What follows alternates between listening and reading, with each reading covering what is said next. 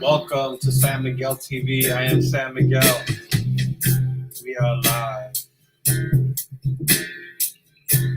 We got Marksman in the house. Marksman, what's good? Say what's up to the people. He just got booted off, but we're gonna get him. We're gonna get him live in a minute here. There we go. Yeah, bro. Yeah, we chilling, man. We live. Yeah. You know? What's that playing? We're gonna talk about a few things here tonight, man. You know, we did a video a few days ago and shit, and they removed it from YouTube. Yeah, that's crazy. It's all good. Yeah, that's crazy. It's all good, bro. But we here right now. You can hear me, right? Yeah, I hear you. I hear you loud and clear, bro. Yeah, we All right, just cool. gonna start it. Let's just go ahead and you know. Yeah. You mean you don't even have to introduce yourself, bro? You've been on my channel before. Mm-hmm. You know, people know who you are, especially if they know who San Miguel is. You know, you're gonna know who Marksman is. You know, after you left this whole Hebrew Israelite shit, you know, which is where a lot of people are in that position right now, especially people that left the ICGJC or that were in the ICGJC.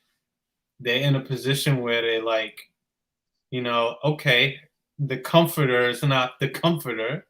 We know Tyler Dakia is not the comforter, but you seem to be a little familiar with that whole comforter doctrine. Maybe like going back to like Islam, and we were talking about Elijah Muhammad, you know, before we got on this shit. You know, Elijah Muhammad called himself the comforter before, right? Elijah Muhammad. Yeah. You mean from the Nation of Islam? Yeah, he was considered the comforter, right? I'm not familiar with that, but I mean,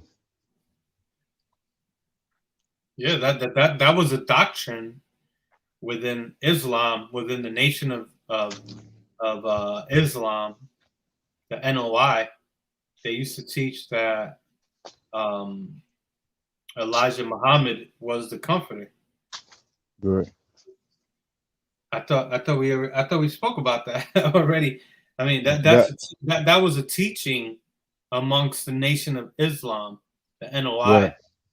which shares a lot of similarities with the ICGJC. How the Nation of Islam had their security. You know, the Nation of Israel, NOI, it was the same initials. Nation of Israel Security, NIS, right? Right. Remember that? Weren't you part of NIS? Yeah, I was part of NIS, but I never but yeah, I think I learned that from you. I think I learned that from you that Elijah Muhammad was, but I think that he called himself the comforter. Yeah. So, yeah. What about Muhammad, the actual prophet, who they call the prophet? What do you know about Islam? Because, you know, Hebrew Israelite, that doctrine is permeating the Black community, but prior to the Hebrew Israelite shit, it was like Islam was in the hood, right? All throughout Harlem. You know, you hear about you had the Nation of Islam, you had the 5% movement. 5%. I mean, the Hebrew Israelite shit was around too. You know what I'm saying? Cause Ariana, them niggas was from the Hebrew Israelite shit was. You got to remember, even in Hollywood, in Black Hollywood, that's what they talked about the most. They talked about in Black Hollywood that Black people are the real Jews. You know what I'm saying? Who are some of the prominent Black Jews that you could think of? Who's a dude from the Rat Pack? What's the name? Sammy Davis Jr. and shit. right, right. Sammy Davis Jr. But he didn't You know, believe in a Hebrew Israelite type of I, shit. I think I think when it comes to that Hebrew Israelite shit, even in Mormonism, you had what you call it you had what you call that um that thing about black people or Native Americans being Hebrew Israelites. You know what I'm saying? Yeah, yeah, but they actually had to change like at least the more prominent Latter-day Saints, Right, Mormons, whatever, they had to change that belief because the DNA was completely against that notion.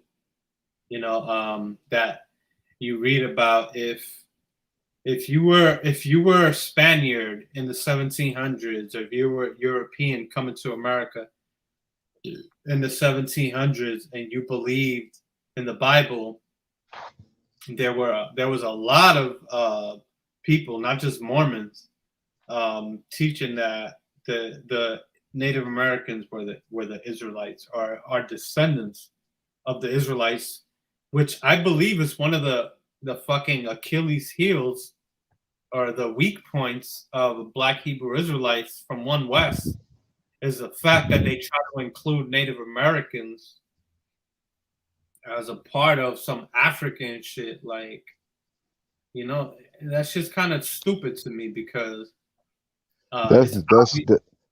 that. Yeah, That's because Native Americans were black. They had black Native Americans too. So it's really about some black identity. You know Black what I'm identity. saying? Yeah, Yeah. I mean that's the thing, is that when we try to group people into races or groups by color, black, it's like, okay, but so are some Hindus are black, some Pakistani people are black, some people that they would call Elam, right? Right. Elamites, East Indians, they're black as fuck, but guess what? They don't have that woolly hair that they be Right. fucking talking about, because that they're Asian, you know. Indians are also Asian. Right. Israelites are considered West Asian. Right. You know, they're considered actually Afro-Asiatic people. Yeah. Afro-Asiatic. Right. Right. Right. You've heard that before, right? If you What look up do you think if about that though? if you Because there's a lot of bullshit hey out check it there. out. Hey, check it Yeah, out. If you watch that video that we have of Tazadakia back when they were calling Masha King David, you can hear me, right? yeah, I hear you. Yeah. When they were calling Masha King David, in the beginning is called Islamic, I think what is it called? Islamic Moorish Hebrews or some shit. In the beginning of the video. Mm, You know what I'm saying? With Tazadaki and them is talking about Masha being King David. It's called right. Islamic Hebrews. You know what Mm, I'm saying? I think it will call it Islamic Nubian Hebrews. right. You're right. You know what I'm saying? And Yahweh bin Yahweh was even into that shit too, because Yahweh bin Yahweh was actually in the Nation of Islam in Atlanta. Right, A lot of people don't know that.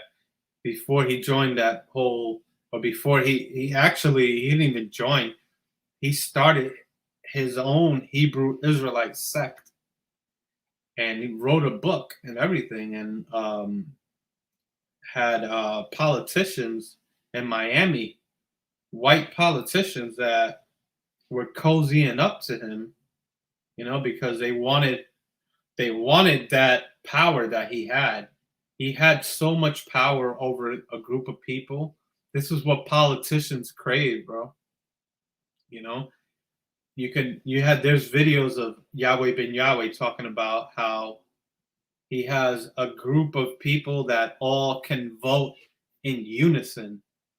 I don't know if you ever heard that, but the first time I ever heard that, where he said you know, we all have the power to vote in unison. That Right. means that he has the power to pull his people or his congregation to vote in a certain direction. So if a fucking politician got in his ear and started telling him, "Hey, listen, man, we can get you this and that and blah blah blah," but we need your support. You have over 1,000 people that are willing to listen to you and vote according to what you say. Yahweh ben Yahweh has some power, man. And the politicians in Miami knew that. And that's why Right. Right. he was allowed to get away with some of the shit that he was getting away with, you know? But this is old school. People don't know about Yahweh ben Yahweh. Right. Right. Tazadakia, Tazadakia bit off of that dude, man, and learned a lot of shit from that guy. From what we witnessed, I mean, we were in the ranking structure. We knew how they function on a day-to-day basis. We knew how the Hebrew Academy went down. You were a Mm-hmm. big part of the Hebrew Academy, right? A big part of it. No, I was I Well, I was mean, just you were in the Hebrew Academy at yeah, I was least. in it. Yeah. You were one of the first people in the Hebrew Academy, right? The first people, nah, the Hebrew Academy was the trooper program. Before that, you had Well, they had okay. Hebrew Academy. You had that shit. There was even like some type of story how Tazadaki was never a part of the trooper program. You know what I'm saying? So like that was Right. like everybody had to go through that. The Lions Den. You know what I'm Well, saying? when The I came into church in '04, I Yeah. never heard of anything called the Trooper Program. I don't know what that Right, is. because the truth because that's the old 90s back back in the or like in one west, you know what I'm saying? Like back at them times. You know what I'm saying? And you So, gotta so remember I that's came in exactly what you said? that's exactly the Wait, point that I'm trying to make. How there right, was a change within the Hebrew Academy and the Trooper right. Program. I never heard of anything called the Trooper Program. I I think don't know you had Lahab. I don't know what that is. I didn't know what that was until you mentioned that, and I Right, heard people that joined this shit before '04, but I joined in 2004. There was never yeah. any mention of a trooper program, unless maybe a former ranking brother that was teaching us spoke about it, but And it wasn't. that was more like a and that was more like a up north because you was in Florida. So that was more like a New York type thing anyway, because that shit started up there. So it was like Lahab was running that, because on some real tip, a lot of people watch your show, so they're gonna correct me with the history, you know what I'm saying? And SOT and Sons of Thunder and them old niggas they're gonna correct me and shit, you know what I'm saying, and Right. tell me you know, the who was running up there and shit. Because I think it's a dope I think it's a dope history, you know what I'm Yeah, saying? Because it it is. back then when you see like the old videos and shit with Ariana, you know what I'm saying? Where y'all used to be at, like where did you used to do all these workouts or whatever the fuck? Well, Mount Morris in Harlem was 120 what's that Madison Avenue and 120 some shit, I don't know.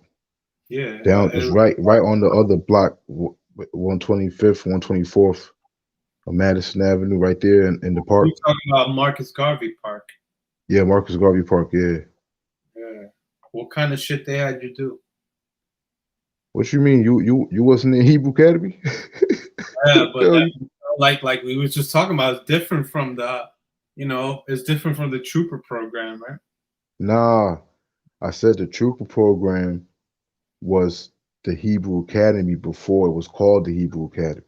Before, like like in the '90s, back when before like back in the days, you know what I'm saying? It was called the Trooper program.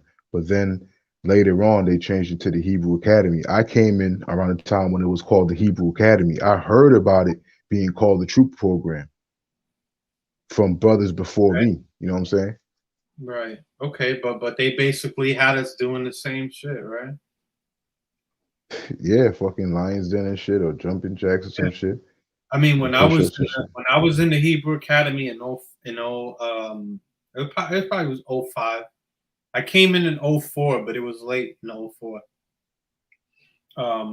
There was a brother named Rashwan. He was a West Indian Benjamite cat. Yeah, I know him. I know him. Yeah, you know Rashwan. Yeah, he was That, mad cool. I love Rashwan. That's my guy, bro.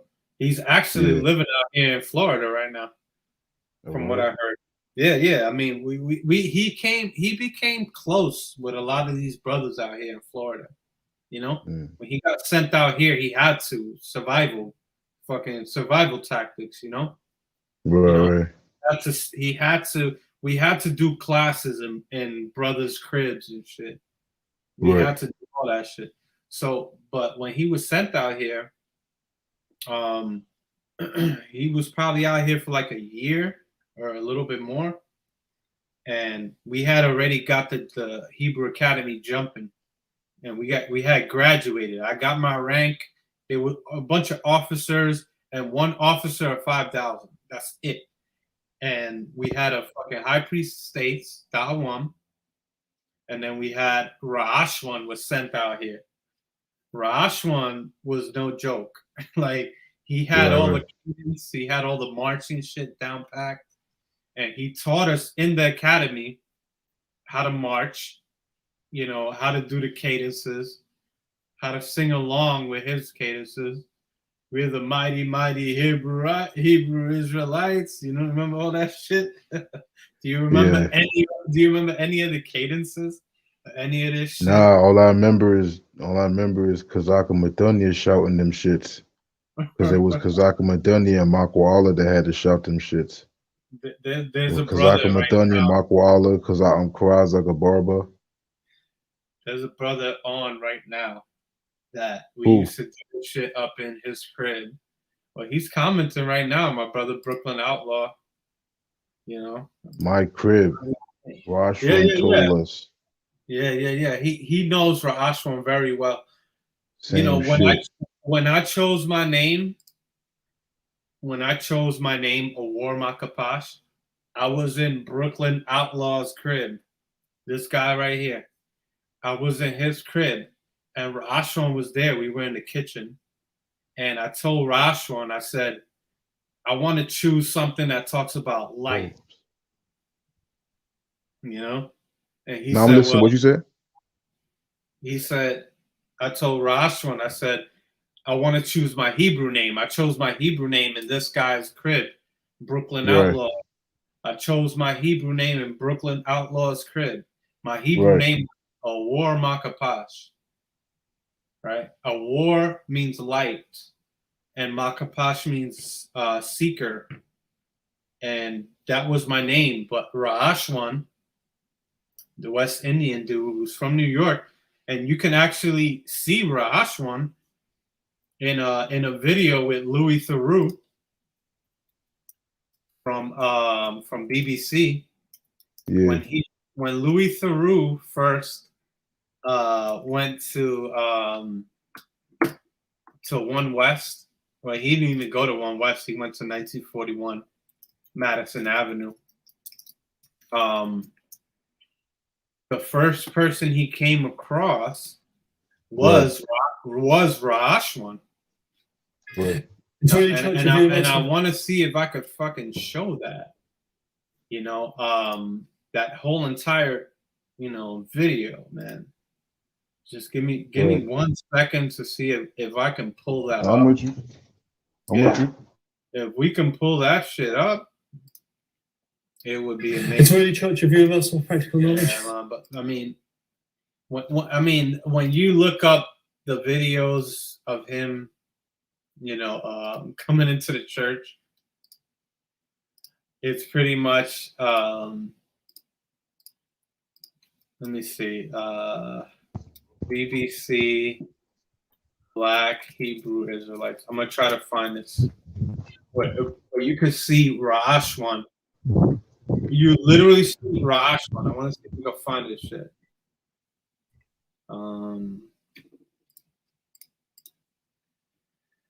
It's really Church of Universal Practical Knowledge. It looks like it just starts.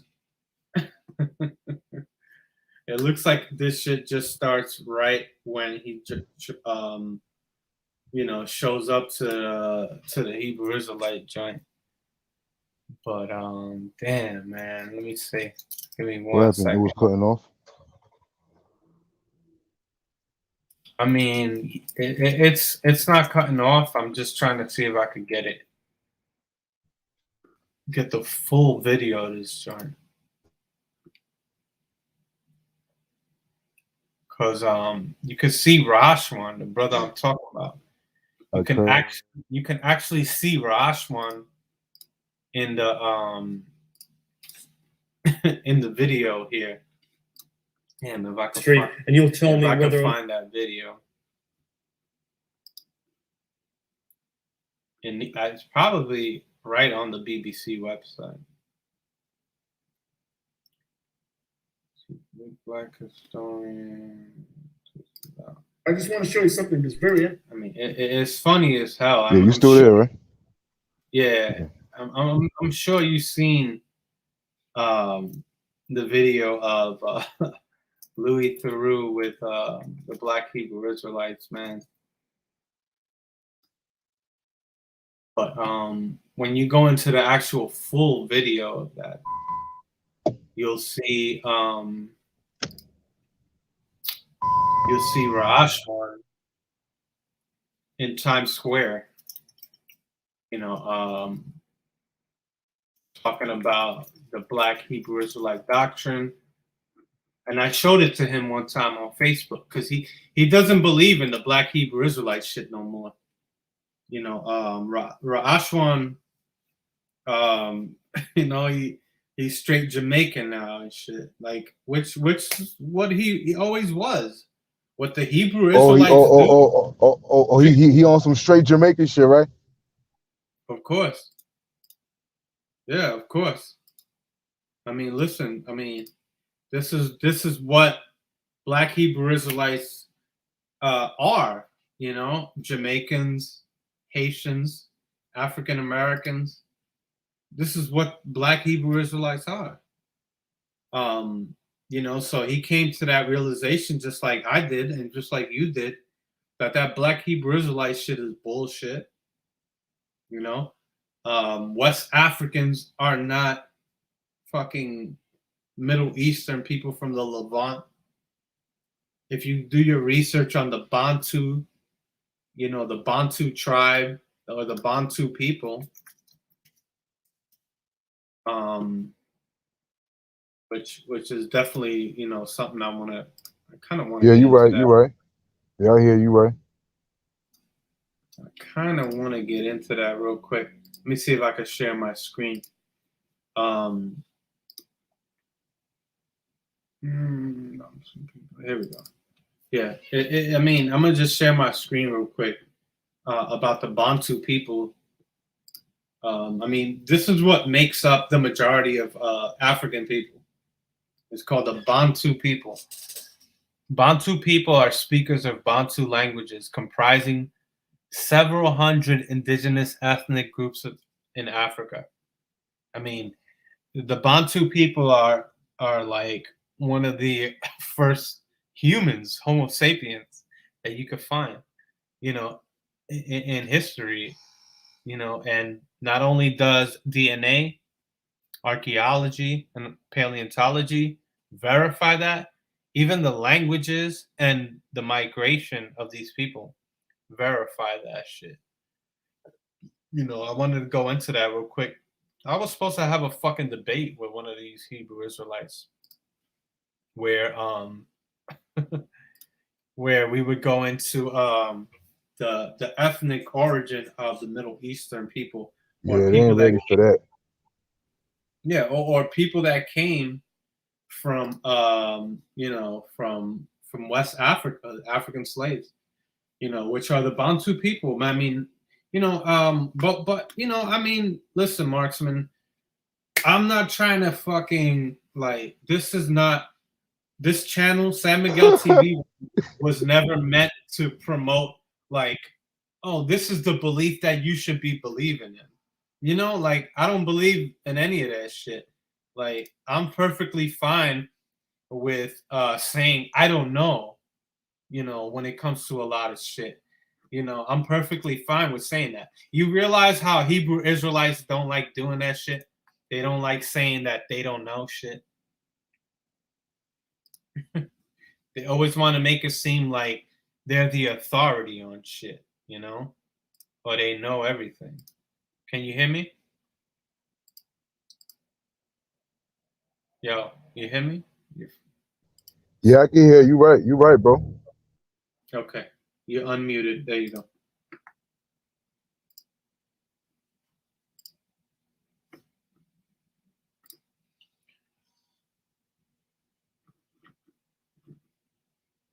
I think you keep muting yourself.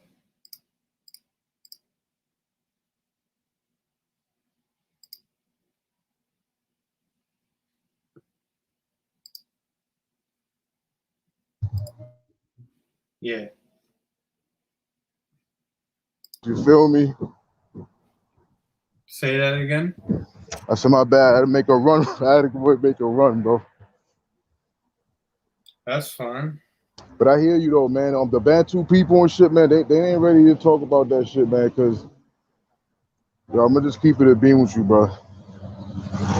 Niggas, hold on. Hold on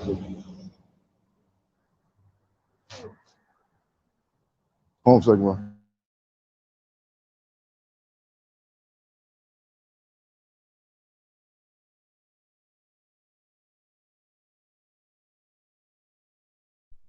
Yeah, what you call that shit? The Bantu, what you call it? The Bantu people or some shit? Hello? Yo.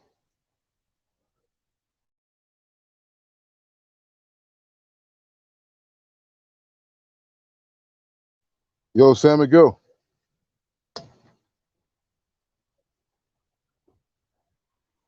What happened?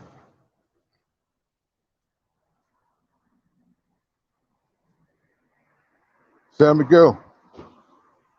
Yo. Yeah, what's good? Go ahead, bro. Oh, now, I was saying, like, you know what I'm saying? You right. You know what I'm saying?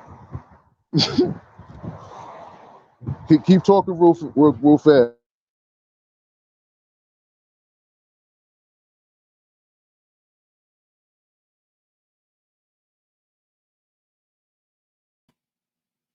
Yeah, bro. What? Go ahead, bro. It's on. You got the mic. What happened? Oh, my bad, bro. Nah. I thought you was talking. I thought you talking, bro. No, go ahead, bro. Go ahead. Go. Oh, I got you. Yo, the Bantu people, yo, they ain't ready to hear all that. You know what I'm saying? I'm driving right now, but I'm about to pull over and talk to you. But yeah, they ain't trying to hear that. You know what I'm saying about that? Cause they're not trying to be Africans, man. Black people ain't trying to be Africans. You know what I'm saying? They're trying to be you know what I'm saying, white people with black skin and shit. You know what I'm saying? Like at the end of the day, man. You know what I'm saying? I mean, we spoke about this earlier and shit. I want to go get a roll up real fast so I can really go in on this. You know what I'm saying? This topic. You know what I'm saying? So, I mean, they not trying to debate you on that because they know that they're not trying to be Africans because they're far away from that shit. Yeah, man. I mean, I don't know why it seems like there's a shame. There's some type of shame in that shit. Like they don't even want to claim any African ancestry. It seems like there's something wrong with that shit. Like this is some type of manipulation. You know, when you go into like, you know, this whole I mean, it's almost like African Americans that want to claim to be Israelites, these particular people, like it's like they feel like they have nothing else going for them. You know what I mean? And being a Black Hebrew Israelite somehow, you know, makes them feel special in a way. I don't know, but I think you got I'm your keep it. I'm gonna money. keep it. I'm gonna keep it real with you. When I pull over, I'm just gonna tell you the truth, man. It's white supremacy, man. White supremacy, Anglo-Saxonism, Hebrew, Zionism, Hebrew Israelitism. Yeah. Well, we got another brother on here. Yo, Jason, you can hear me? Yes, sir. How you doing? I'm good, man. I'm good. Yo, it's good to finally hear you, bro. Thank you, sir. I've been wanting to get you on my channel for a while. I'm glad you joined. This is a really good surprise. How you doing tonight, man? I'm doing fine. I want to tell you about my experience. Yes, sir. Go ahead, bro. You got the mic. Well, first thing, it's good to be on the same live stream with you and Marksman as well. I remember Marksman back in the days of KOC, the Great, and Ram Rebel Alliance Media. Yeah, Y'all was going hard, and I was a GMS follower then, and y'all was really going hard, and I appreciate you guys' work. Now looking back on it, because these kind of doctrines and stuff, they've ruined lives. right. The second thing I want to say is to San Miguel. To be honest with you, you're right. When you talk about the Bantu expansion, that took place in Africa, and you have to connect the dots between the Bantu tribe and the Hebrew Israelite doctrine. Yeah, well, they say the history shows that the Bantu people were in Africa about 3000 BC. Right. That's around the same time of Moses. Yeah. Well, Moses was so-called. So now there's no proof that Moses even existed. You're right. But if Moses did exist, it would actually have been between 2000 and 1200 BC. Oh, okay. Yeah. So Bantu predates all of that. Okay, I'm sorry. Right. 12,000 BC. I'm sorry. Yeah. Somewhere between 2000 and 1200, which is 1200 BC, would have been the time when Moses existed. And then the Israelites, as a real nation, would have existed sometime between 1200 or 1200 BC. Yeah, well, the actual inception of that nation would have been between 1200 BC and 700 BC. Okay. Is what I'm getting. I mean, I can also share my screen if any of you guys, I also have Brooklyn Outlaw on here, which is my brother. If any of you guys want to mention anything, I can bring it up on the share screen thing over here. But yeah, man, it's really good to have you on, Jason. I've been talking to you for a minute, and your history is really interesting. So you were once part of the GMS. I was a follower of GMS, and I would teach the doctrines of GMS. Yeah. I would street preach on the streets and things like that. Right. Because Tahar would say, hey, if you're watching these videos, you should go out there and street preach. But I was young and dumb at the time. Right. We got it's nobody. I'm sorry. We got a brother on, man, that I've known for a long time. Are you there, Brooklyn Outlaw? Can you hear us? Yeah, I'm here. Oh, Can you what's hear up, me? brother? Yeah, we hear you, man. We are live and we hear you, man. I thank you for coming on. No, anytime, bro. I'm just listening to what y'all talking about. That's all. Yeah, for sure. And you can verify some of the things that I'm saying about the ICGJC and Tazadakia and all of that. Like you were there, man. Who's Brooklyn Yeah, no Outlaw? doubt. I'm from Orlando right now. Well, actually, I'm in Lakeland right now, Lakeland, Florida. But I'm from Yeah, Brooklyn. yeah. So Brooklyn Outlaw is my brother who I've known since 2004 when I joined the ICGJC. Yo, his voice sounds familiar. He was No, in the no. ICGJC when I came in. He was already in there when I came in 04. You know, Yeah, so Brooklyn Outlaw knows me. He knows my history. He knows the ICGJC's history, Oh, and word. he's one of my favorite people that I've ever met in this fucking heinous place. That's what's up, man. What's up? What's Yeah. up, Brooklyn Outlaw, man? I thought you was cause you know what I'm saying? Cause I heard that you was in the school and shit. You know what I'm saying? yeah. It was in Orlando, and I was in New York, but it was like 2014, 2015, something like that, to like 2016. All right. Yeah. And I came back to Orlando, and then I dipped out in 2019. Yeah. So he just recently like you were there Whoa, after. whoa. Yo, you just recently left 2019? Yeah, 2019. Wow. Yeah, How that work? How that I'm interested, you know what I'm saying?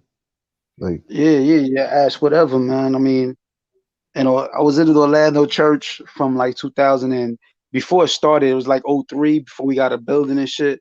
And then you know what I mean? Or we had Izar Nathan, we had Rashwan, and we had Tawam, and Yeah. so on and so Yo, forth. Marksman, Brooklyn Outlaw knows Isaiah Nathan. He right, knows Rashwan. He right. knows Thawam. When I first joined this shit, we didn't have no building. We were going up in their cribs. We were going up in Brooklyn Outlaw's crib, you Yeah, know, listening to Mm. Isaiah Nathan from Miami, teaching the class from Miami on the speakerphone. We didn't have a teacher in Orlando yet. There was no rank. Mm.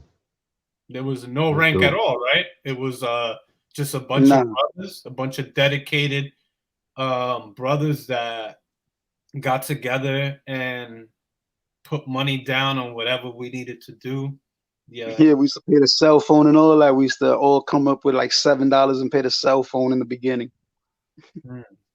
And that was the first, like, you were there before I got there. You were there when Isaiah Nathan, was teaching before Rashwan and Tahawam Right, got.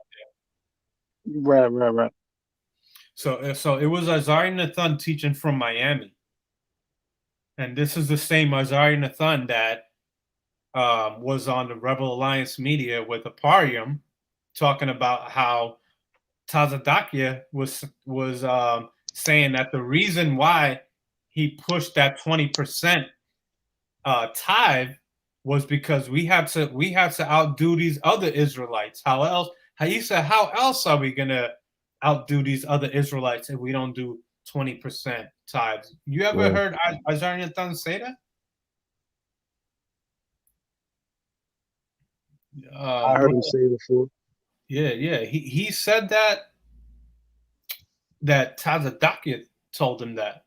That was his excuse for that 20, because Isaiah Nathan was there before the 20% tithes, and he was all there after because he was pushing the 20% tithes.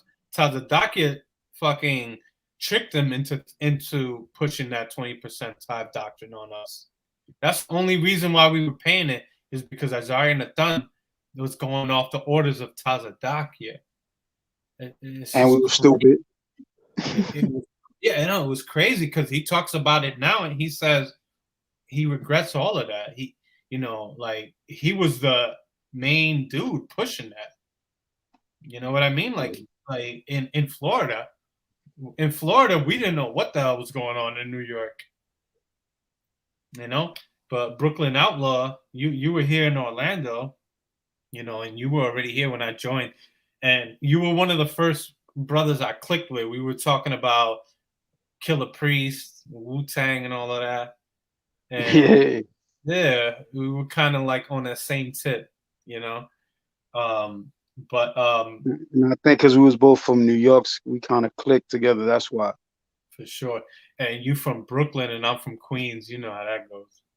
Yeah. BX, nigga. No doubt. Oh, we hate the Bronx. Nah, BX all day, nigga. Yeah, Queens motherfuckers do not like the Bronx. Ever since that KRS-One and MC Shan beef, we don't like you. But it's all it's all good.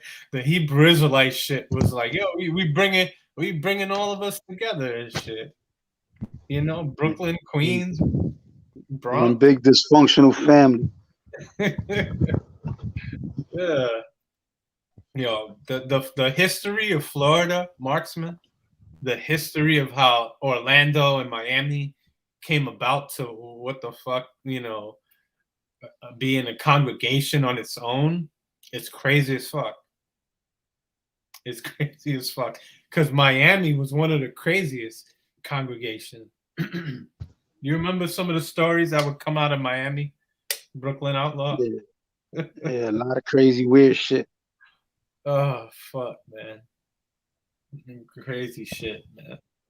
But yeah, I just came on here to listen, and if any questions, and I could just speak. But Marksman could take over like he was doing before, and the other brother, I'm just here to listen. If any questions, then go ahead, aim. You know what I mean? Yeah. Thank you, man. Thank you for coming on. I'm gonna see if Jason Creed wants to say anything. It was good. Yeah. Yes, sir. I personally feel that with the whole Hebrew Israelite thing, I personally feel that I've wasted a lot of time getting involved in that whole thing. Like, have you felt the same way in terms of your time? Yeah, I have for sure. I try to think about the positive out of it. I always try to bring out the good that I did get out of it, and I did get some good out of it. You know, I don't want to make it seem like I'm so oppressed, and I was, you know, this wasn't no Jim Jones shit, you know. Right. It wasn't like that.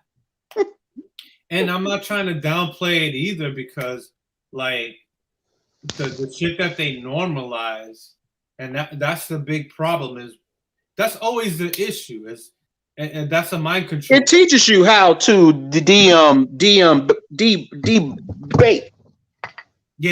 people in a way. It taught me how to be a comfortable public speaker. Yes. Yeah.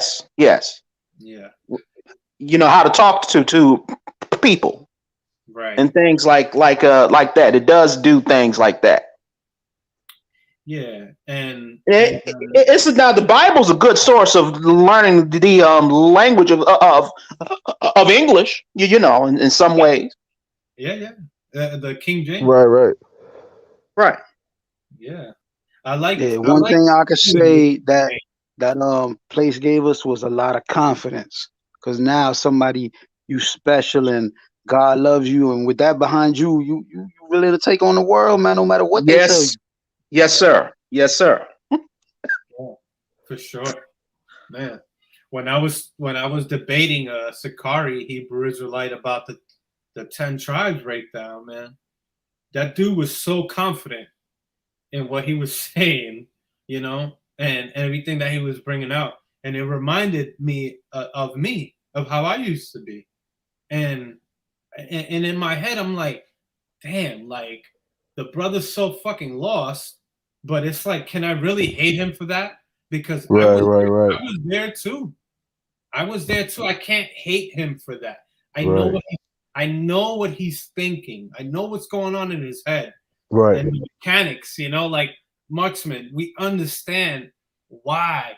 That's the thing. That's what I like about, that's why I do what I do. That's why I do this whole channel, is because I understand why they believe in what they believe. I'm very empathetic and sympathetic to what they believe. I understand it. I don't always come out and just say, yeah, y'all niggas are dumb and stupid as fuck, because then shit is like, well, I was there too, and I do admit that it's stupid, and I was stupid for believing that shit.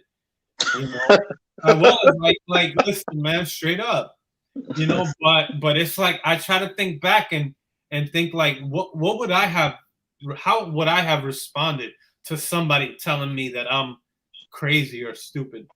I'm gonna have an aggressive response. I don't want to hear what they want to hear. Right. The best way to come at them is within their own doctrine. Yo, I have to ask you guys, what do you think about the speckled bird scripture? Oh, perfect. About the 12 tribes of Israel. Thank you. Yeah, no. I thank you for bringing that up. I really appreciate that. What scripture is that exactly? I believe it's Jeremiah. Oh shit. Let me see. Let me look it up. It says Israel's like a speckled bird. I know. Yeah, baby. Yeah, baby. Yeah. Oh, Jeremiah 12:9. Jeremiah 12:9. Let me share it real quick. So is Jeremiah 12:9.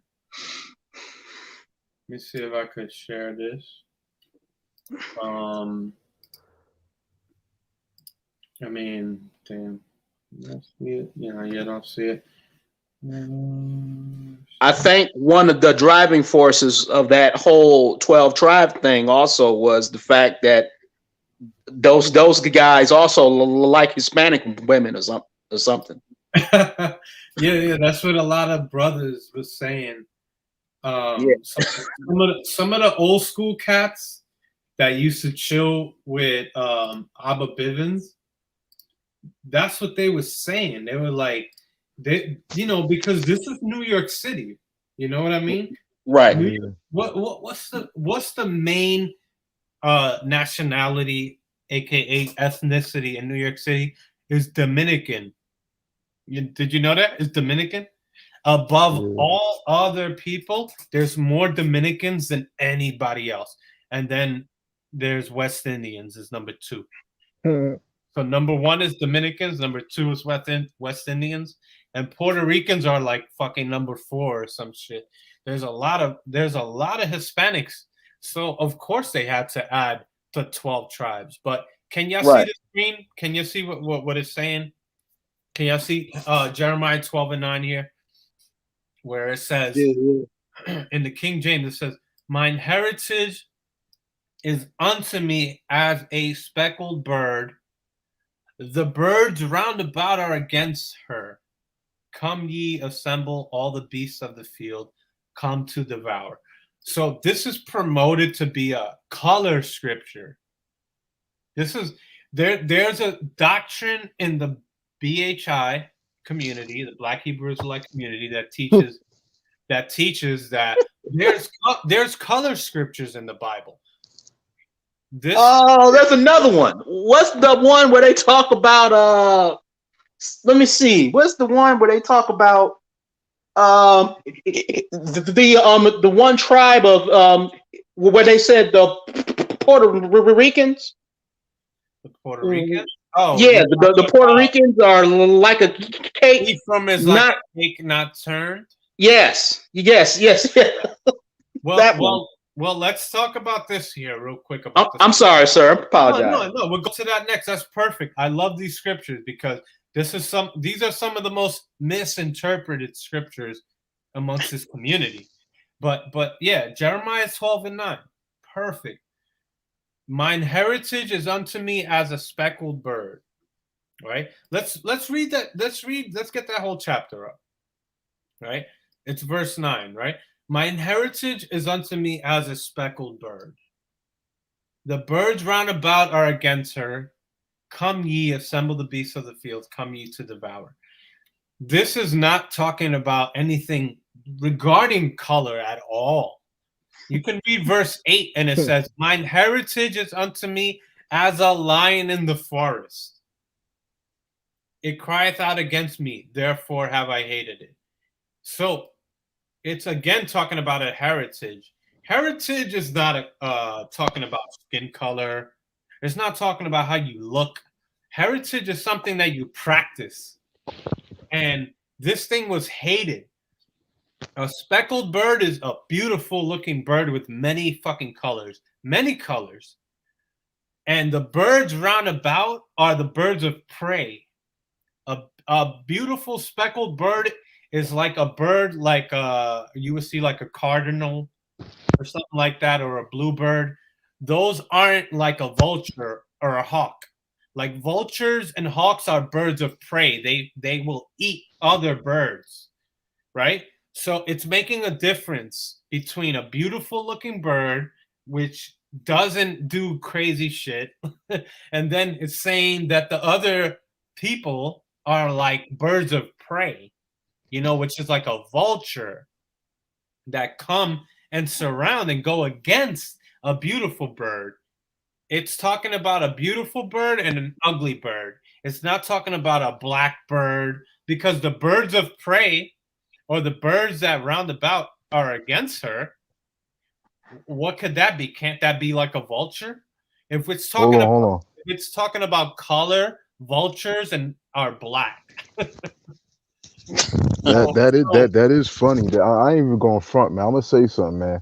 Yeah. That is funny, man. How to talk about the speckled bird and like they actually let they actually fell for that. You know what I'm saying? Like Yeah, I you know feel what I'm saying? shit too, bro. I remember one time.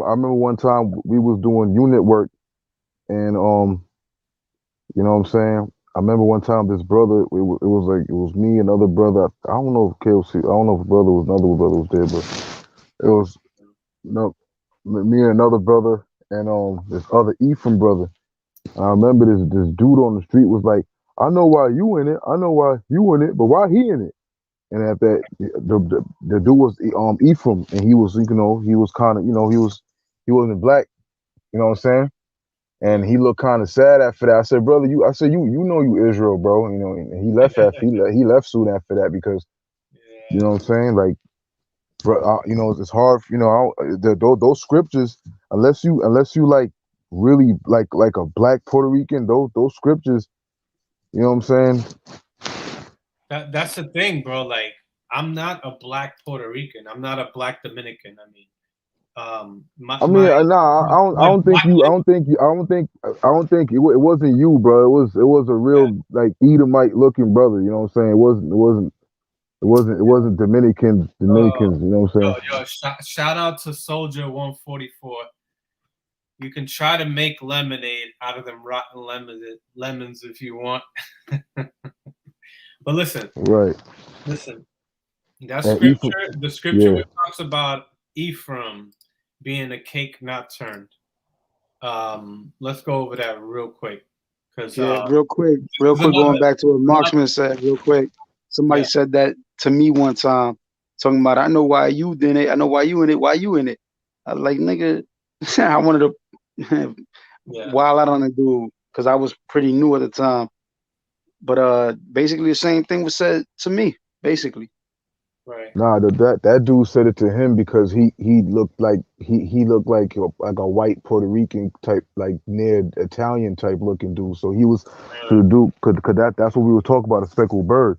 So for those scriptures, a speckled bird, cake not turned, that's some real faith. You know what I'm saying? Because you're really pledging allegiance to like a ancestral type of thing with like you know that you ain't look like that before, you know what I'm saying? That's because of the conquistadors and shit like that, and Ephraim's a cake not turned and a speckled bird or whatever, you know what I'm saying? So when the brother was out there in the streets with us, you know what I'm saying, the dude said to him, "I know why you in it talking to me, you know what I'm saying? I know why he in it talking to the other brother, but why he in it?"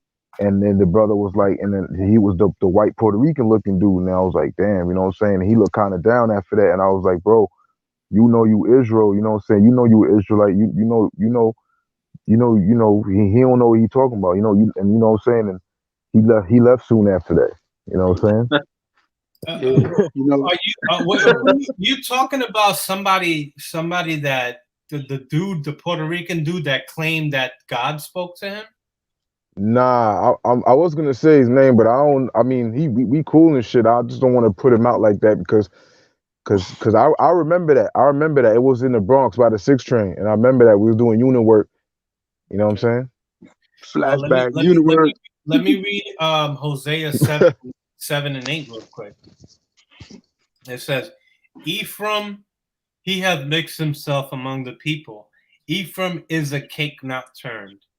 That scripture kind of makes sense. But okay, can't you say that if a cake is not turned, it gets destroyed? Yeah, but how does it get destroyed? It get black, but one side is black, the other side is not that black. We don't have to put in the color. It gets destroyed because it gets burnt, because you leave it on one side for too long. And all that what I'm getting from this is that it's destroyed. But it said that he mixed himself among the people. I'm just saying I'm just looking at how Ariel might have, that's all this Ariel shit, you know what I'm saying? I'm just looking at how Ariel might have but what I'm saying is that he mixed himself among the people could just mean he's involving himself with other nations, which is wrong. It doesn't mean that he's gonna because now what Israelites or what Ariel was trying to say is that this is saying he mixed himself among the people. Right. So he doesn't look the same. But what people did he mix himself amongst? If you look at the people that were around, the Assyrians, the people in Babylon, the people that lived in the Philistines, they all looked like Hebrew Israelites. They were all Semitic people. Right. They were all right. Even the Canaanites. They love to say, well, Canaanites came from Ham. The Bible says that Israel mixed with came out mixed with Egypt. They left the mixed people. Yeah, there was true. What I believe, what I really think the ethnic makeup of the Israelites was some Egyptian and some Midianite, which is obviously that's what Moses married, Midianites. Some Ethiopian. Yeah. And also in the northern kingdom, and there were people from Assyria that mixed in since like 700 BC. So all those folks that you just named just now, all those people are Arabians. Basically. Well, yeah, they're pretty much Middle Eastern, right? Levant, the Levant people, right? The Syrians were amongst them too. Syrians look just like the Hebrew Israelites. They were actually some tiles brought up. There were like these tiles, I believe, that came. Damn, I forgot where they're from. But they show different like nations. Let's see if I can find that. I'm gonna try to share that real quick.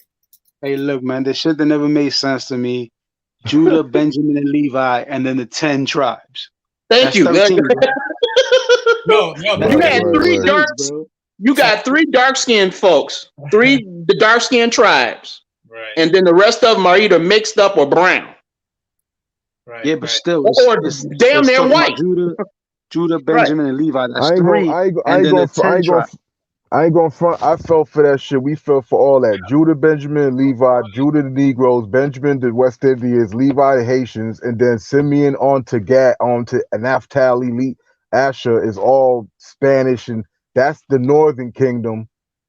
That's some genius shit, bro. When you really that wasn't Yo, when you think about that shit, the Northern Kingdom. Now, hold on. The Southern Kingdom is Judah, Benjamin, and Levi, and that's was in Jerusalem, the black ones. Then the Northern Mhm. Kingdom that was kicked out, pushed out, that went into Arsareth and all that, is everybody else, and they all mixed up. Wow, bro, that's crazy. Yeah. Right. There's some images that are shown. I'm trying to see if I could find the original joint of different. Judah, Benjamin, and And Levi, it's and the so funny 10 too tribes. That because, still don't make sense. and it's so funny too because like what's the name Isaiah and the Thunder and them what's the name Aparium revealed they got a lot of stuff from the Mormons, and the Mormons teach that the Native Americans are the Hebrew Israelites. Yeah, they Right. do. You know what I'm saying?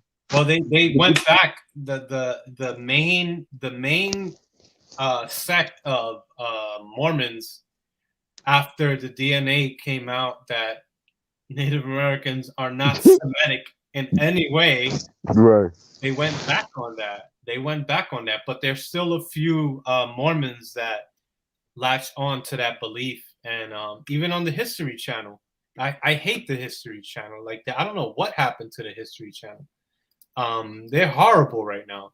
But the History Channel came out with some Mormon shit that talks about the Lost Lunas Decalogue. You ever heard of the Lost Lunas Decalogue Stone? Nah. You Lost never heard of the Lunar. lot? Come on, man, you heard it. You heard of Say it again. The Lost Luna what? the Lost Lunas Decalogue Stone. Nah, I never heard of that, bro. Never heard Lost of Luna. Talking about Moses thing where it said about Moses or Well, something like that.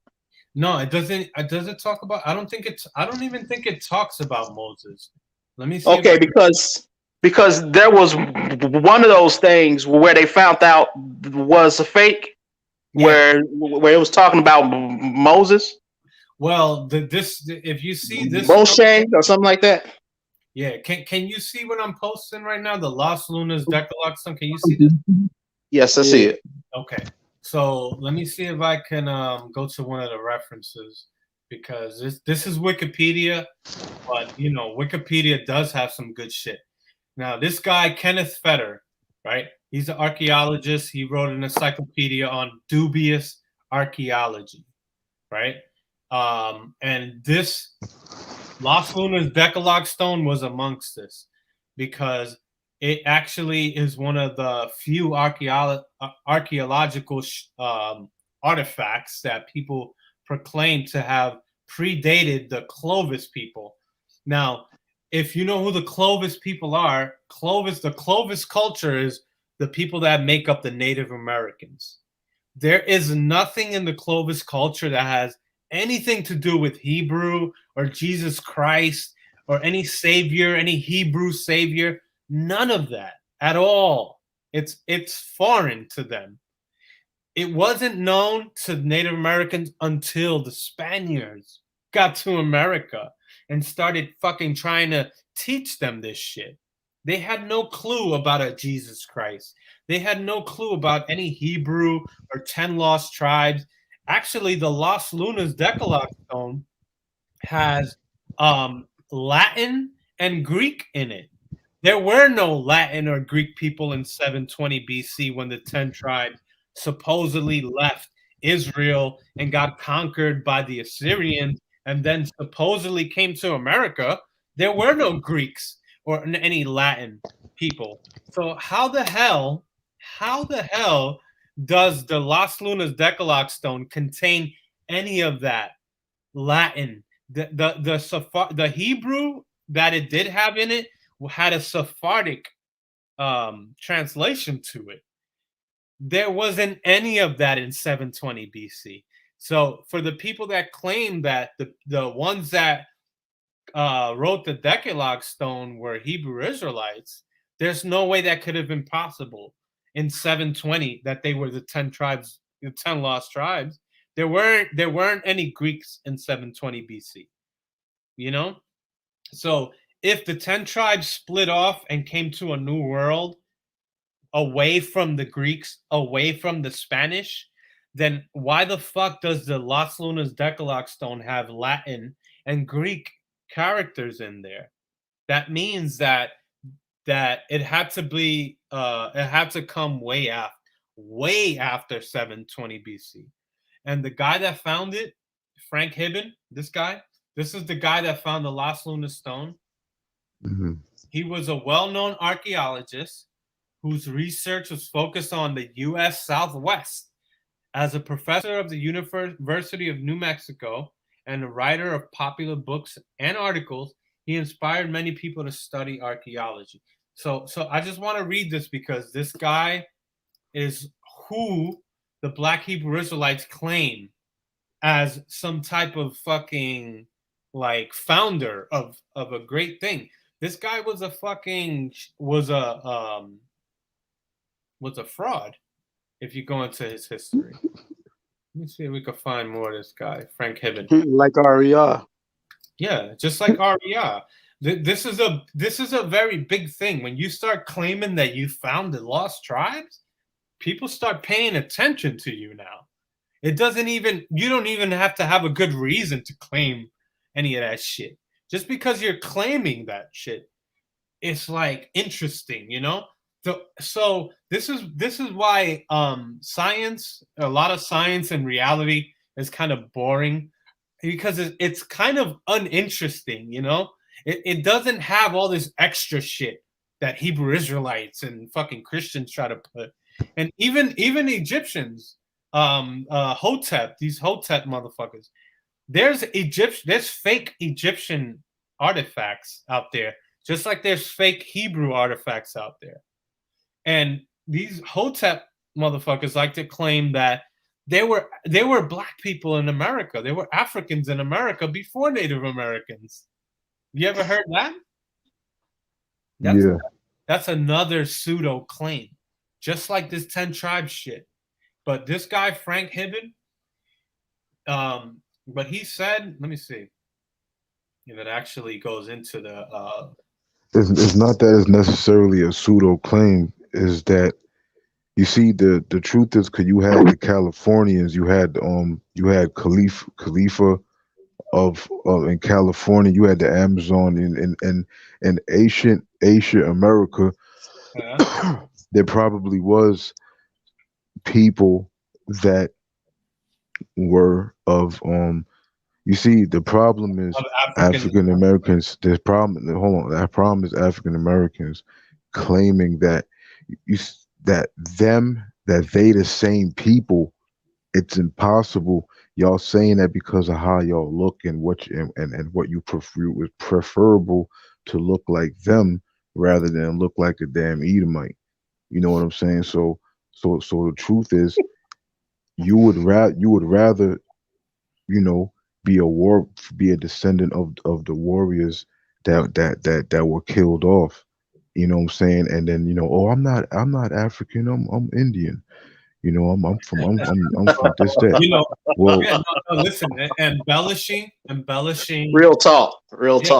Embellishing is very big amongst all people. But you have to understand. Hold on, you have to understand the reason why it's like that is because of the preference. You know what I'm saying? Hamites have certain customs.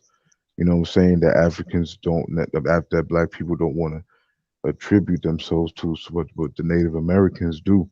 Yeah, you know what I'm saying? Let me read this real quick about Frank Hibben, the guy that found the Las Lunas stones, which I have already, but just real quick, it says, right here, if y'all can see this. He was also controversial, being suspected of scientific fraud during his studies of Paleo-Indian cultures. Listen, if this was a guy that was getting old, and archaeologists don't usually find a lot of interesting things. That's just the reality of things. So I think what he was trying to do was kind of embellish, you know, what he found. I mean, naturally, getting towards the end of your career, you know, he hasn't done shit really. I mean, he was a teacher at Princeton or some shit. He was an archaeologist, but what has he really found that was relevant, that was groundbreaking? Now, something like this, to find Hebrew artifacts amongst Native Americans, that's huge. That's groundbreaking. That's changing, the archaeology as we know it. But the evidence, everything seemed to go against him. Like I said, the Las Lunas Decalogue stone had Latin and Greek annotations on it, which post dates that pre-exilic Hebrew Israelite, that 720 Hebrew Israelite migration. There's no way the Hebrew Israelites left Israel or Assyria, the Middle East, in 1720 and then ended up in America and somehow came across the Greek and the Latin Hebrew, unless there was some outside influence, which is what I think exactly what the Las Lunas Decalogue stone is.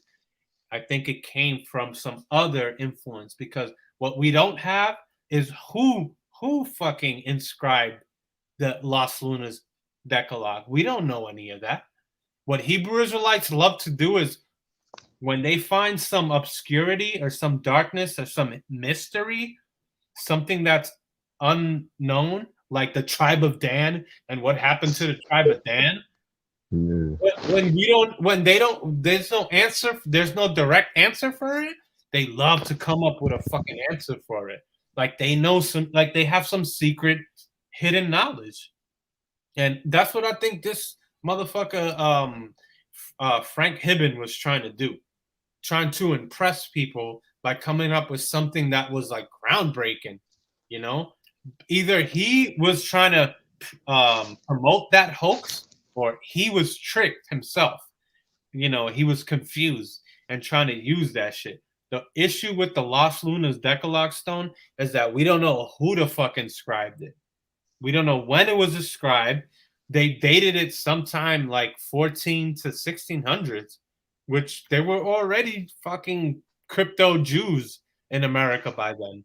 There were already Jews that were coming from Spain and Portugal. So for people to assume that the Native Americans did this, why can't we assume that some fucking Jews from Israel, from Spain or Portugal did this? I just wanted to put that out there, just to shut down that whole fucking Las Lunas shit. Yeah, I ain't never heard of that. But was it one of those things that Sakari had brought up to defend that shit, or like? Yeah. Sakari brings it up. IUIC brings it up. The ICJC brings it up. I ain't never heard of it. I've never. I mean, those are the 12 tribe Hebrew Israelites that like to include Hispanics. There are. It fits the narrative, man. The Cinderella effect. The Cinderella effect. Yeah, you gotta try to make it fit, right? All that stuff is so they could get Ephraim buns and Dominican. That's what all that shit be about, man. Oh, man. What I'm saying? They want to get Pocahontas up in there. For real, that's what all that. They don't want those. They don't want Harriet Tubman and all that, and Judah, Benjamin. They don't want all that, Levi and all that. They want Gad, Reuben, and all that. And they don't even want Issachar, man. You know what I'm saying? I mean, I had brothers from a group called FOPE. I don't even know what it stands for. I think it means for our people edification or some shit. Okay, I didn't know that. That sounds right. I'm not sure though. I know they hit me up and they wanted to get me on their channel because they wanted me to promote their 10 tribes Hispanic shit, because they're just what do you call it? The all black Hebrew Israelites, pretty much. Old Testament. No, they're not even. They're Old Testament and New Testament, but they don't fuck with Mexicans. They actually call Hispanics descendants of Canaan, which I don't, which is also untrue. There's no way that the Native Americans that came from the Siberians also were somehow related to Canaanites. You know, it just doesn't. It doesn't match. It doesn't match at all. When we start looking into, you know, basically who the Native Americans are, the origin of Native Americans. I'm gonna just type that real quick, see if I can share this. I mean, the first shit that comes up is Siberian. I think this is something that we just need to drill home, man. This was just the basic knowledge of Native Americans and where they came from. Beringia. See, people are not aware that this land between Russia and Alaska is connected. It's just that some of it is underwater. You know, if you start looking up Siberian shamans,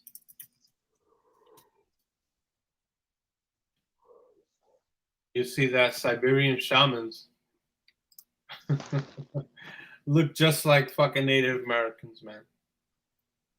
And they dress just like them. This is in Siberia, Moscow times from Russia. You see how they wearing fringes and shit? You see that all-seeing eye there? Yeah. You see the eye? Yeah. These motherfuckers ain't no Hebrew Israelites, man. And you can see, look at that eye that they're wearing, though. I love that right there. But look at their headpieces. Look at how they dress. You see the truth of the matter is, if all these dudes were supposed to become Hebrew Israelites and really follow it, a lot of people is supposed to be dead because they're not going to keep the law. You know what I'm saying? That whole thing is about keeping the law and getting back to rulership of the planet. And that's not going to happen because you're not going to get nobody do nothing. So nobody shouldn't expect nothing to happen for a long time because the 2/3 are supposed to die and all of that.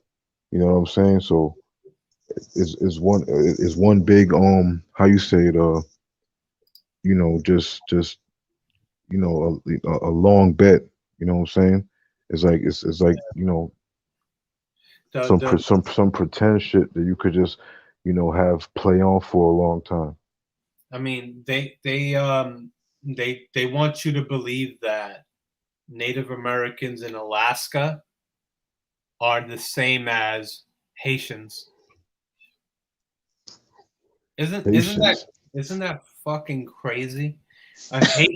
A fucking Haitian from West Africa is related to this right here. Look at these teepees that they did in Siberia.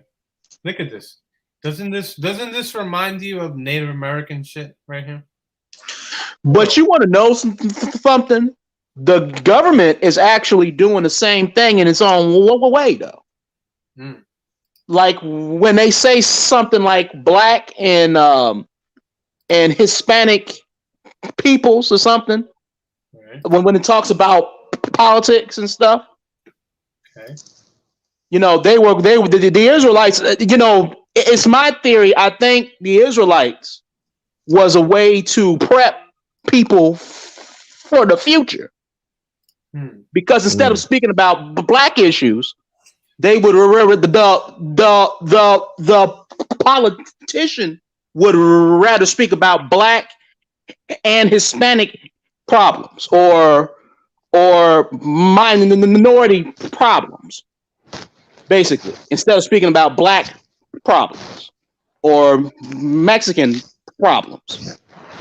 Man, and I think what a lot of black Hebrew Israelites do is bring up. It's the same thing in a certain way. It's basically the same thing. It's some of it is non-issues. Yeah. Like, I mean, there's definitely an issue with policing in this country, but I think that it's exaggerated, over exaggerated what happens to black people and the relationships between African Americans and Hispanics too, and Right. cops, because I think that some of the shit that happens. Sorry to say it like this, but some of the people deserve the shit that comes to them when they're dealing with police. They don't know how to deal with police. They don't know the law. Like a lot of people that we're talking about, you remember Ma'Khia Bryant with the knife, and she was trying to stab somebody else with a knife, and she was shot dead. And I think that's a perfect example of our uneducation, our miseducation of how the law works. And people were like, "Oh, well, we could have just tased her." When a person is about to stab somebody and apply lethal force by stabbing somebody, the cops have the right to also apply lethal force and shoot that person. I've never seen where this was done with a white woman, where a white person was coming at somebody with a knife and then they were shot dead and it was made a big deal. I've never seen that before. Why does that only happen with African Americans? I've never seen that with a white person. Even though you can see videos of white people trying to stab or coming at officers with a knife, they get shot. Nobody knows their name. Everybody knew Ma'Khia Bryant's name. Justin Timberlake was posting about it. Fucking Beyonce was posting about it. Bro, I've never seen that before. Where a person was trying to kill somebody and you're saying, well, why did you kill them? They were trying to kill somebody. Like, what's going on? Because they're black? It's like it's a victimology. It's a victim doctrine where like everybody knows what's the 12-year-old kid that got shot with a toy gun? Tamir Rice. Tamir Rice. Yeah, how many kids get shot a year that have toy guns? Not many. Hundreds. Oh, okay. I'm sorry. No. It's hundreds. It's like up to the hundreds where kids get shot. I'll give you another name. Antonio Arce. Have you ever heard of him? No. Of course not. Of course not. You haven't heard of him. You know why? Because he wasn't black. Straight up. Do you think black? That's why you know his name. What's the difference between Tamir Rice and Antonio Arce? There's no difference between. Well, you have to understand.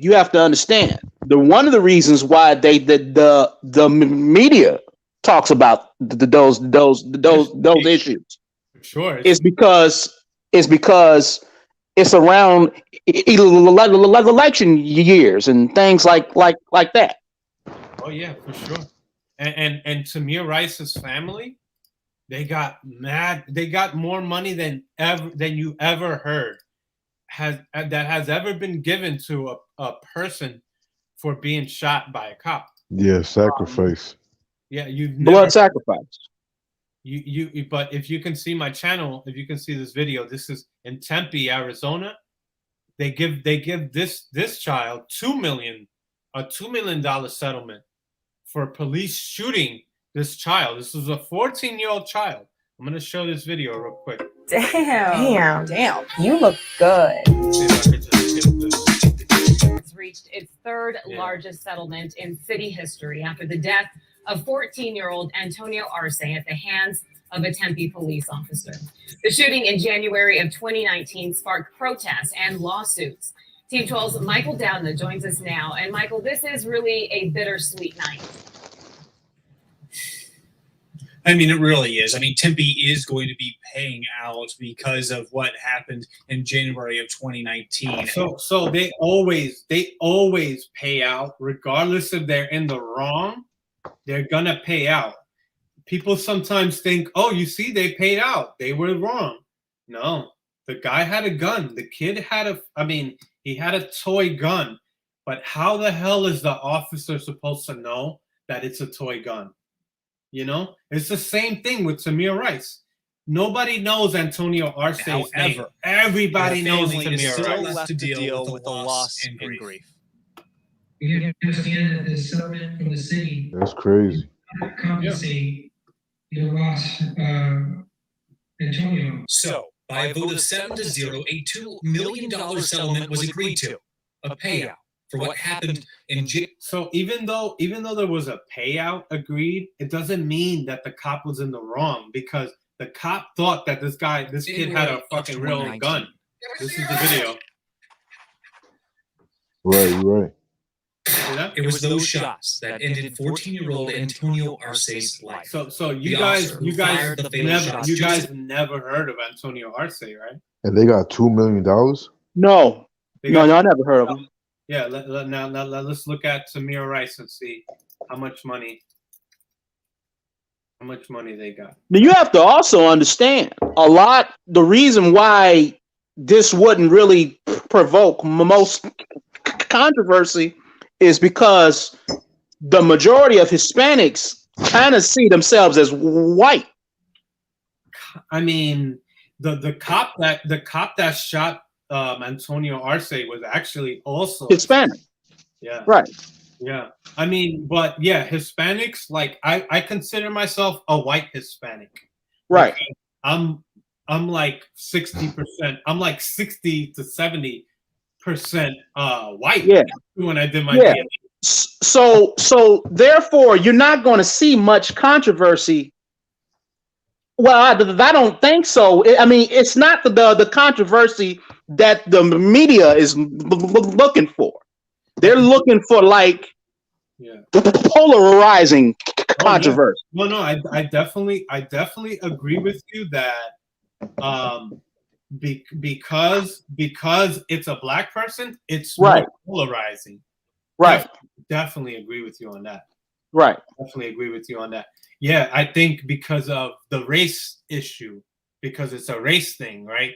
And they're like, I think people enjoy that. People like controversy. So and it's also the black identity is forged by that the victimization in a certain way. Right. For sure. There's also another one that I want to compare. Everybody knows about Breonna Taylor, right? Yeah. Okay. Everybody know about that. Everybody knows about Breonna Taylor, but does everybody know about fucking Dennis Tuttle? Dennis Tuttle and fucking Regina Nicholas?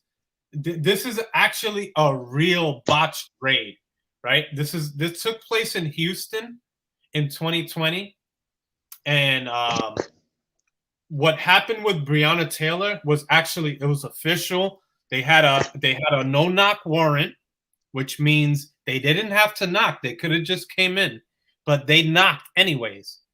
And the Kenneth Walker, Breonna Taylor's boyfriend at the time, let off a shot and shot a cop. He shot Officer Mattingly, and that cop shot back, and he missed Kenneth Walker. They didn't shoot the boyfriend because they were under fire. You know, it was fucking tense as fuck. And they ended up shooting Breonna Taylor, who was standing, not laying in bed, not sleeping in bed, like how the fucking reports came out, the lies that came out. She was standing next to her boyfriend when her boyfriend shot the cop. After the cops were trying to come through the door, they wouldn't let him through the door. They banged through the door. They came through because they had the authority. They had the warrant to do so. And they executed that same warrant that they did on Breonna Taylor's crib. And they did the same shit with her other ex-boyfriend, which was Jamarcus some shit. I forgot his name. Jamarcus some shit, which was her prior boyfriend. This was Breonna Taylor's boyfriend who had fucking rented out a car, and there was a dead body found in a car under Breonna Taylor's name. See, people don't know that shit.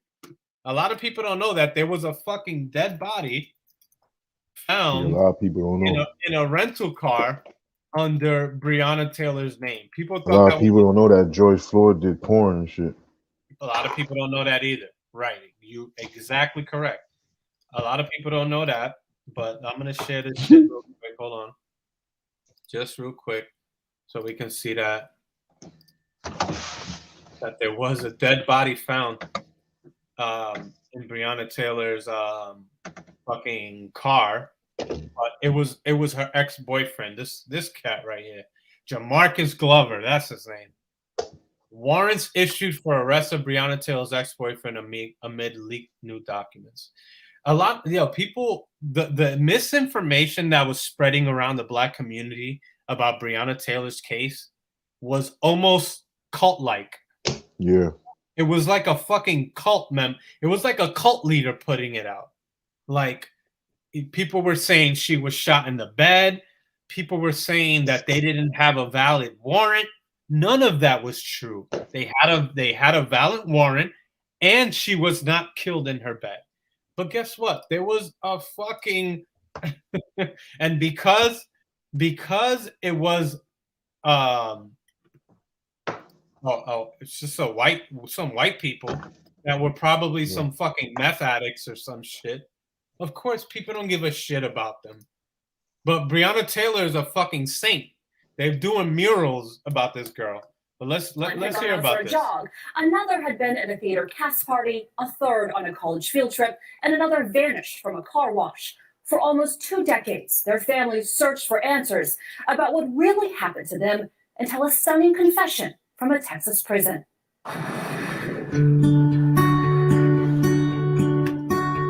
So this is a botch. This is a real botched raid where they had no authority to issue the warrant for the raid in the first place, and then the cops that killed the people did it unjustly, and it came out later on, 2 years later. They didn't even wait 3 months for Breonna Taylor's case. They were going crazy. If they didn't get justice in 3 months for Breonna Taylor's case, they were gonna fucking riot all through Louisville, Kentucky. Who gave a shit about these white people? Nobody gave a shit about these white people, bro. It's the same. It's the same story. It's even worse than Breonna Taylor because they were in the wrong. They were actually in the wrong, and it was found out. The officer during Breonna Taylor's case, Officer Mattingly, he was fucking he was fine. That he didn't do anything wrong. They had to fire him because people were going after his fucking neck. BLM wanted to fucking destroy their whole life. Nobody came after the officers that killed these people. The police officer that killed these people was actually black and killed some white people, and this was all unjust. And it was found out that it was unjust. Ballet Academy. And I also thought, oh, well, she won't be out there very long. And then she didn't come back. We knew. And this is a fucking long video. We can't watch all of this. She used to. It was like a documentary or some shit. Yeah, it's just. So I would know more or less where she would have gone. So I checked that very quickly, and she wasn't there. She came back and called the police. Within 10 minutes, the policeman was here at the house taking our missing person report. By that evening, I mean, I made a number of phone calls to get more people to come help. I mean, we got to face the facts, man. White people going through shit is not as white people going through shit is not as, you know, it's not as dramatic, heartfelt. Yeah, you know, when a black person, that's exactly, you know what I'm saying. Going on. A black person getting killed is close to like a black person probably break dancing for you or defending you in a fight or some shit, and that's how they thinking and all that. Nobody knows about this. Nobody knows about the Pekin Park raid. Can y'all see that? The what? Y'all can see this, right? The Pekin Park raid. Damn. Right? Yeah. So this is what we were just looking at. It was just that video was too long. I'm just gonna read it real quick. So these are the two white people that nobody cares about right here. Dennis Wayne and Regina Ann Nichols. Nobody cares. If they would have been black, this shit would have been fucking This is the story right here that Oprah was looking for. This is the story that Oprah was looking for. Didn't Oprah fucking post all types of shit about Breonna Taylor? Right? That's crazy. She fucking had billboards out about Breonna Taylor. Did y'all see that shit? Yeah, that's crazy. Yo, she had fucking billboards out. Let me see if we could share that shit. Hold on real quick. They knew that case had, you see, and you see most of the cases that they use to push their agenda really are cases that have like all kind of like, come on, really are cases that have all kind of like, you know, you can't really tell what's going on and shit. You don't know. Right. You don't know. Right. Yeah. But don't you be hearing black people talking about Breonna Taylor all the time? Say her name. Yeah, you see it online and shit. Say her name and all that. It is international. People know Breonna Taylor's name in New Zealand. That's crazy. Isn't that crazy? Yo, but hold on. But the details of the case show that the cops were never even charged. They were within their right to do everything that they did. Right? That's what the evidence shows. Now, now when we go to the fucking white case, when we go to this case with the white people in the Pekin Park raid, nobody knows Dennis Wayne Tuttle's name. Nobody knows Regina Ann Nicholas's name. Because it's not a black person name. But why? Why is that? You know, isn't that unfair? Isn't that illogical? Isn't that irrational? And isn't that biased? Like, don't you always hear black people complaining about, oh, if she was black and if he was black and blah? I always hear that, bro. I've even heard your boy fucking KOC say that. If they were black, blah, blah, blah. It's like, bro, aren't you already out of the Hebrew Israelite shit? Why are you talking like a Hebrew Israelite? It's the same bullshit. That's why I fucking like, I hate this way of thinking. It's not just within the Hebrew Israelite community. It's within the fucking conscious community. It's within the fucking NOI, Nation of Islam bullshit. It's all up in that shit. And it's like, yo, this shit, you can't tell the difference between racism and we all get fucked. Because like I said, I mean that, yo, I'm gonna keep it real with you. Like I said, in Dave Chappelle's The Closer, he talked about how in Dave Chappelle's The Closer, he talked about how they had black slave masters. And when you had this white slave master that gave his inheritance, or a black slave inherited white man, you know, some white man shit, white land and house and all that, and he became a rich person.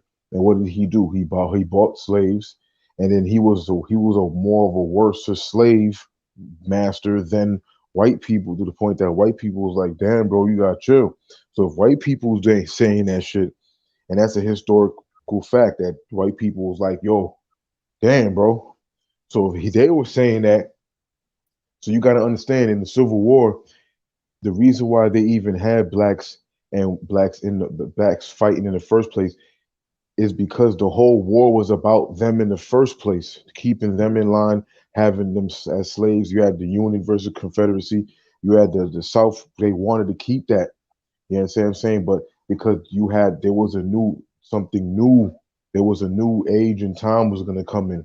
You know what I'm saying? So it's more deeper than what a peon white person thinks, because a higher white person, like, you know, let's say Hitler or Rudolf Steiner or some other, you know, Tesla or somebody like that, they or Blavatsky of them, they will know the truth about the later times, and they know that they you know, I'm not talking about my name is Gene Wu, and how you say, I'm not talking about a hold on. I'm not talking about a Kardashian white person. I'm talking about a white person that's wasted, you know, like a white person that is genetically deficient more compared to other races. They know that their time is it's a cycle type thing. You know what I'm saying? Like they know that their time is coming up, and you have to have a certain amount of genetic potential,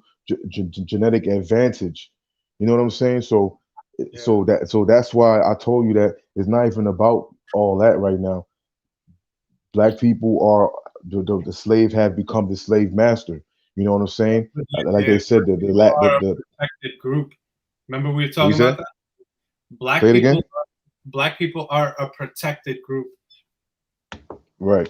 There's a lot of empathy towards black people right now amongst. I mean, the reason why is because the It's some of reason why. it is just.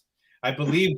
I'm not saying like, oh, what the Yeah, fuck? right. Black people never been through anything. I mean, I'm gonna keep real with you, bro. I don't care. I'm Jamaican, bro. Like, if we really talking that boat, that shit, the Jamaicans one day they whatever. I'm the descendant of the Maroons. Jamaicans don't like black Americans. You know what I'm saying? And black Americans don't like me. You know what I'm saying? I'm a descendant of the Maroons. You know what I'm saying? And the Maroons, they fought against the what's the name and my ancestors and the slave master. The ancestors killed the slave master and took the last name. You know what I'm saying? So in the Maroons, if you go through the generals and lieutenants, my last name is up on that shit. So if you're really talking that shit, black people, that shit is an American shit. People from other countries and shit, we come in here and we're just playing a part of the whole game, white and black game. That's what's really going on. Breonna Taylor, all that other shit. Who those people though? Those people are just regular African Americans, and they were always used as some type of piece on the checkerboard.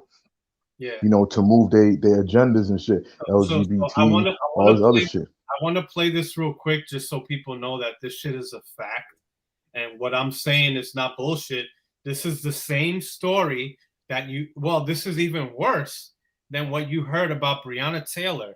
But you never heard of these people, but yet you've heard about Breonna Taylor because it was a race-related issue, supposedly. Right. You know, but it really wasn't. You know, everything that the cops did was by the book. This issue right here, what happened in Houston last year with Robert Tuttle, this shit was not by the book. The cop was a black dude, and the warrant was unjust, and they killed a white woman, a white man, and the dog in the house. Yeah. They killed the dog. I mean, like, with Breonna Taylor's situation, Kenneth Walker, her boyfriend, wasn't touched. He wasn't even shot. Right. He came out untouched. He's actually even complaining till this day, whatever. He's trying to make money off of this shit. But what happened? It should have been him type shit. Well, he should have been the one that got shot because he was the one that shot the cop. If it wasn't for him shooting the cop when the cop busted through the door with a legal warrant, and they were announcing themselves, which a neighbor even testified and said that he did hear the cops announce themselves because Kenneth Walker was saying, "Oh, I never heard them announce themselves." His fucking next door neighbor even said that he heard the cops announce themselves. He was fucking lying. They were doing some shady shit up in there. But regardless of all that, how come y'all never heard of this story right here? This is the same story. It's the same fucking supposed story. We know the Breonna Taylor shit was embellished. There was a lot of lies. But if you really want to look for a botched raid and some shit that the cops did wrong, this is your story right here. But did BLM jump on this? No, because there wasn't any black people involved. But it's the same shit, but it happened to white people. I'm the state rep for House District 137. And I do have a bit of a prepared statement. It's a little bit long. I apologize for it. I normally don't read from my stuff, but this is it's complicated and it's long, and I want to make sure we get it all right. So, whenever you guys are ready. All right. Harding Street is not where the corruption in the Houston Police Department Narcotics Division started, but we're hopeful that this is where it will end. Yesterday, we learned that the corruption was not limited to just a few officers, and definitely not one officer, but it was possibly the entire division. In March, we sent a letter to Chief Acevedo asking him to tell us exactly what was in that audit and what the narcotics division had been doing. And instead of even responding to us, he stayed completely quiet and just sat on it.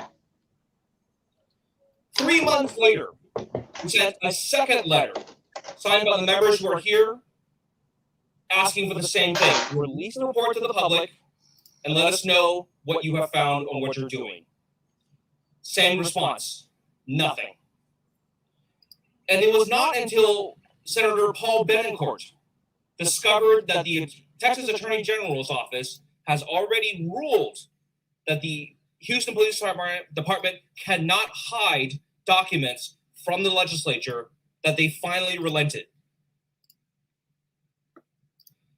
And after reviewing this document, we have all come to basically. All right, we're gonna go through another one here.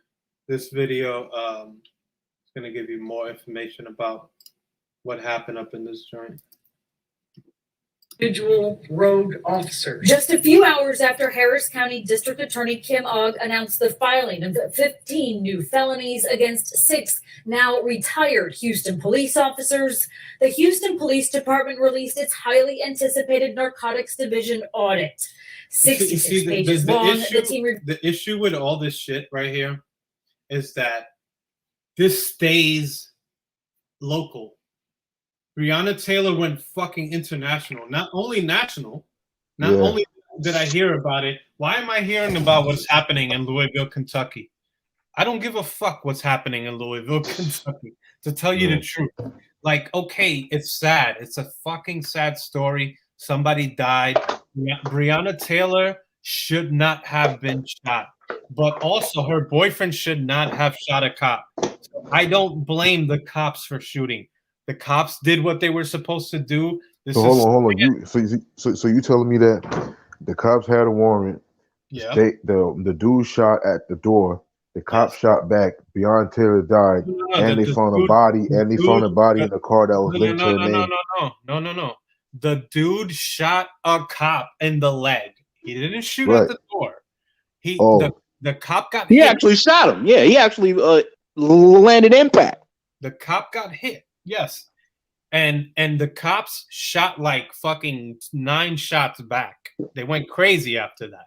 Because if I'm a cop and I hear 1 shot, I'm gonna go crazy too. I don't blame Officer or Lieutenant Mattingly, which was the name of the cop that got shot.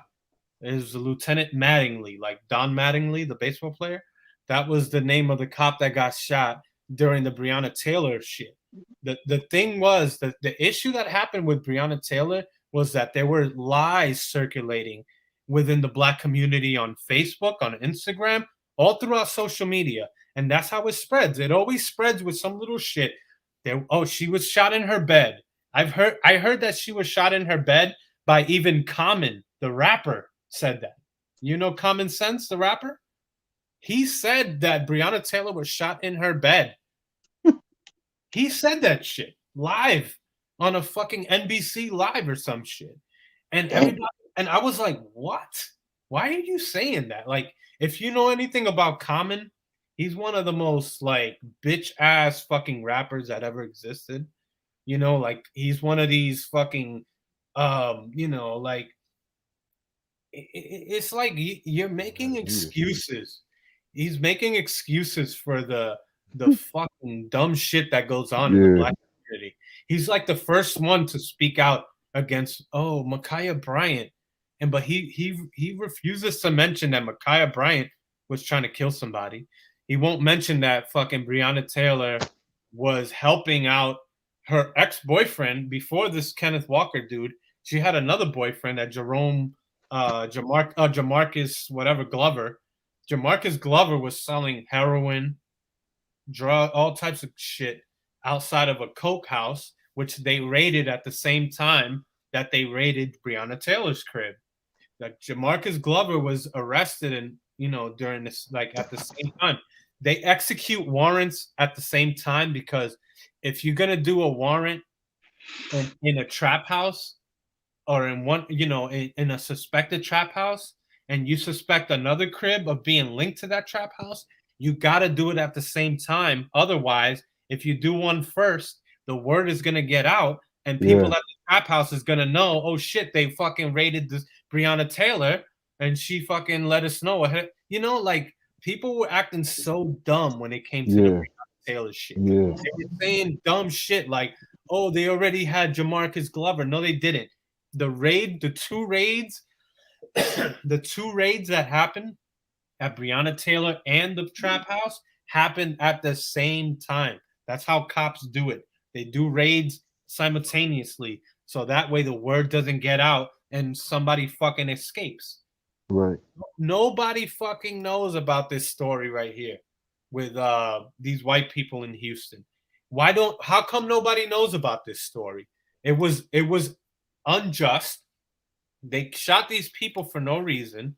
They had a fucking snitch that lied, and they doctored the house. What do you call it? The warrant to get into the house in this situation in Houston, and nobody's upset about this. I don't see nobody marching and nobody going crazy like they did for Breonna. They still talking about Breonna Taylor right now because they white. Because they're white, bro. This is retarded as fuck. This is why nobody wants to listen to BLM, because they're so fucking biased. Because like personally, when it comes to Black Lives Matter, I don't want nothing to do with that. Yeah, me either. I mean, that's embarrassing.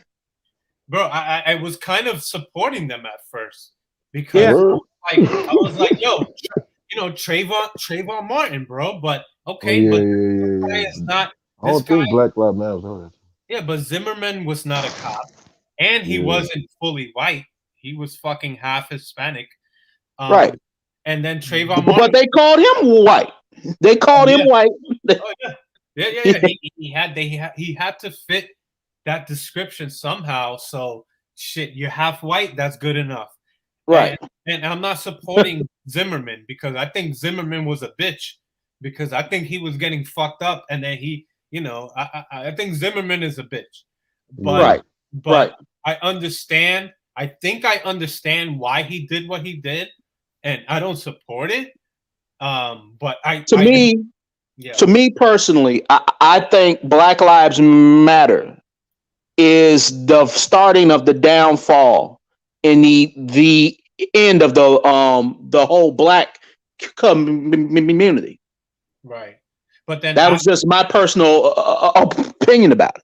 Well, it started with Trayvon, and then right after Trayvon Martin was Mike Brown. You remember the Mike Brown case? Like there is no black men in power in terms of Black Lives Matter. They're mostly gay folks and women. Right. Yep, sit on their website. Right. Absolutely right. Like the family structure. Yeah, like black men don't play a role in Black Lives Matter except being foot soldiers or the person that got shot. Right. That's it. Yeah. And right. it's basically a sign where we're starting to split off into different groups because it only makes sense. Why would you be a victim of something? The picture of the victim, but don't reap any benefits. Right. Yeah. I mean, my problem always, at first, Black Lives Matter seemed harmless to me at first. You know, because I was kind of in agreement with them with the whole Trayvon Martin. I didn't like what happened with that. Trayvon Martin, that happened in Sanford, Florida. That's like 30 minutes away from me. You know, right. I understand Florida. Florida's fucked up, right? I understand Florida. I understand Georgia. You know, I understand Texas.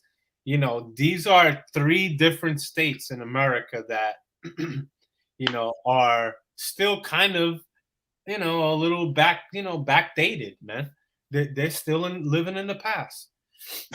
But Yeah, you're right. like for the, you know what I'm saying? That's how it is. Like when you compare it to California and New York, shit, like fucking Florida's, But I do like the freedoms that Florida and Texas promote. I like the gun shit that they promote. I don't mind that because shit, like it's a lot of. I love my freedoms out here. We don't gotta pay no state tax in Texas and Florida. I like that. You go to some of these other states where there's like liberals that dominate. You got to pay more taxes. You see more homosexuals there in those states, which I don't fucking mind.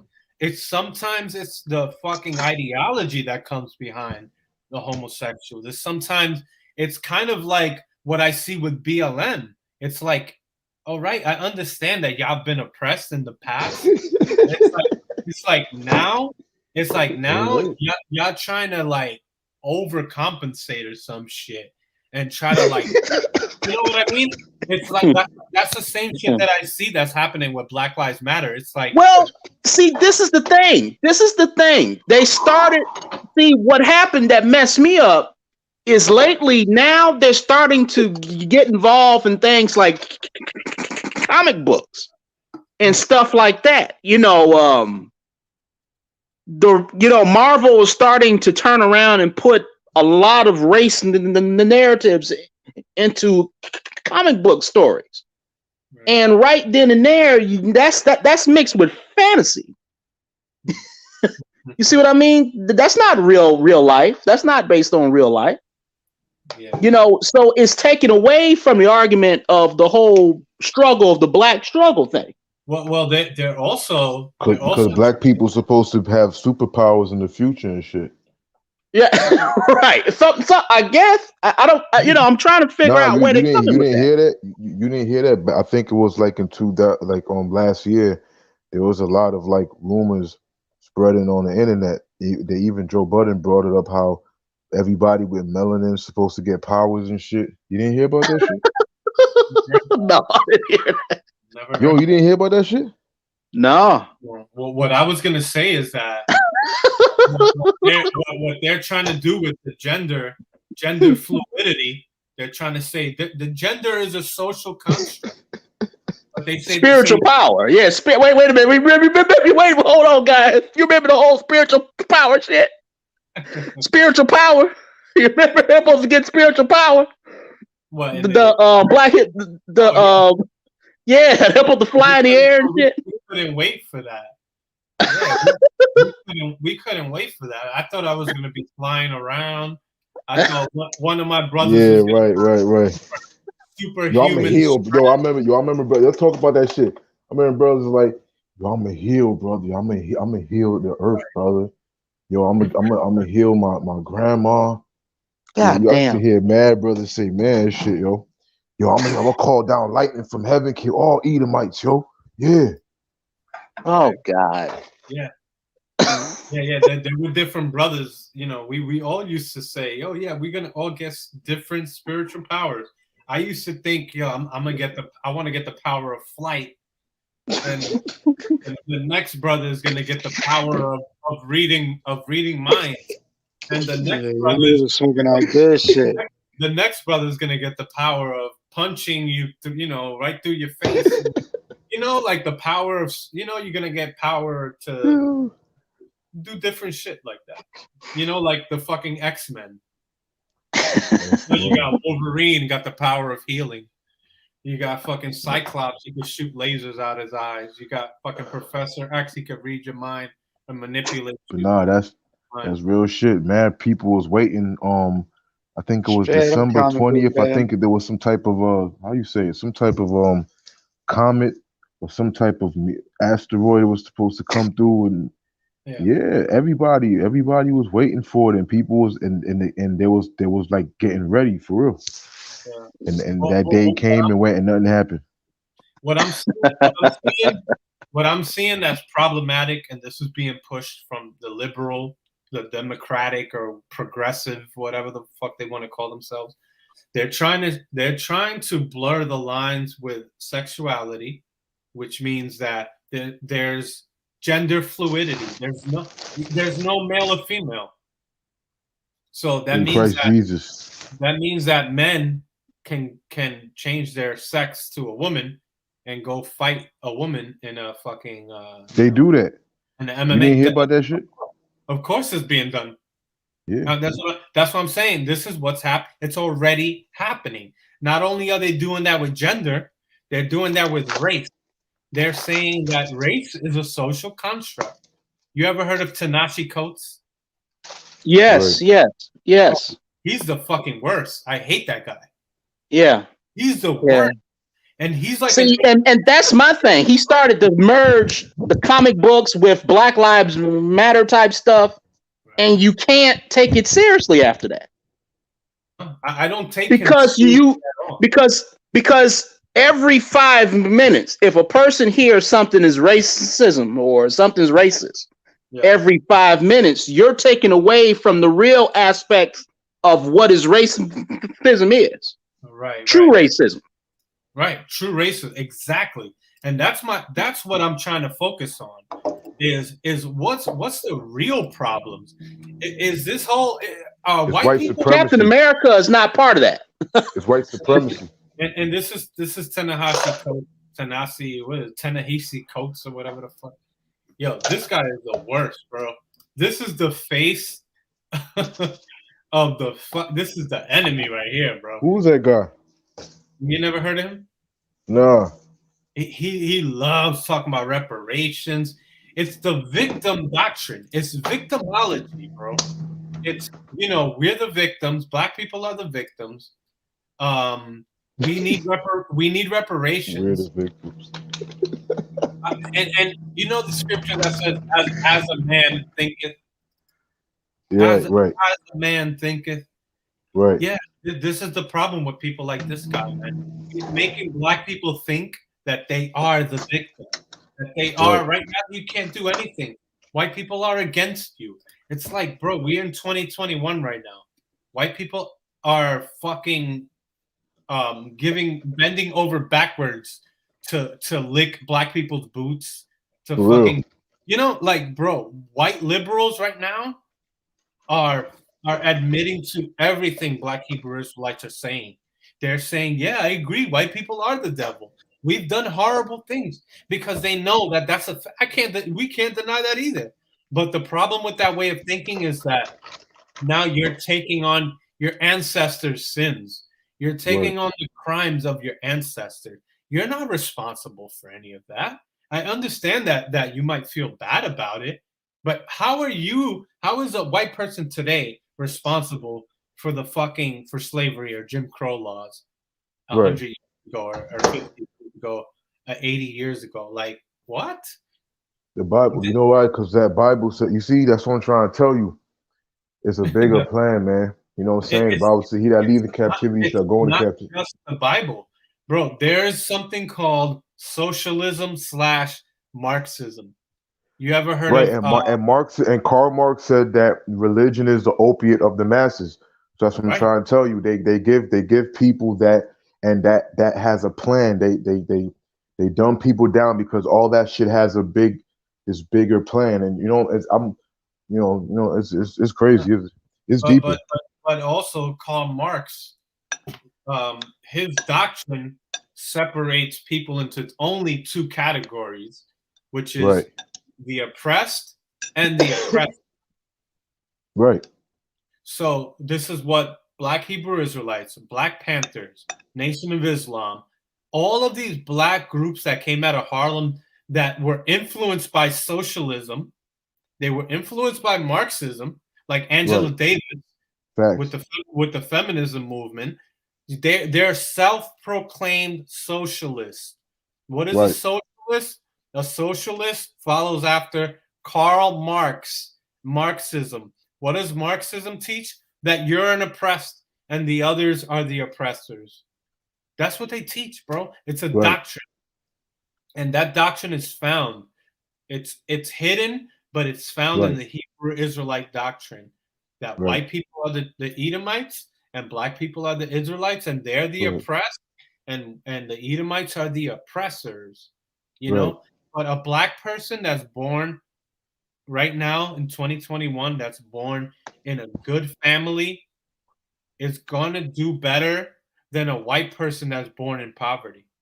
Yep. I promise you. The And bootleg, all that. shows you right there that that whole fucking systemic racism shit is all bullshit. Because I mean, there is some small forms of systemic racism that you can find that are left. It's like left over. Nobody's imposing it right now on anybody.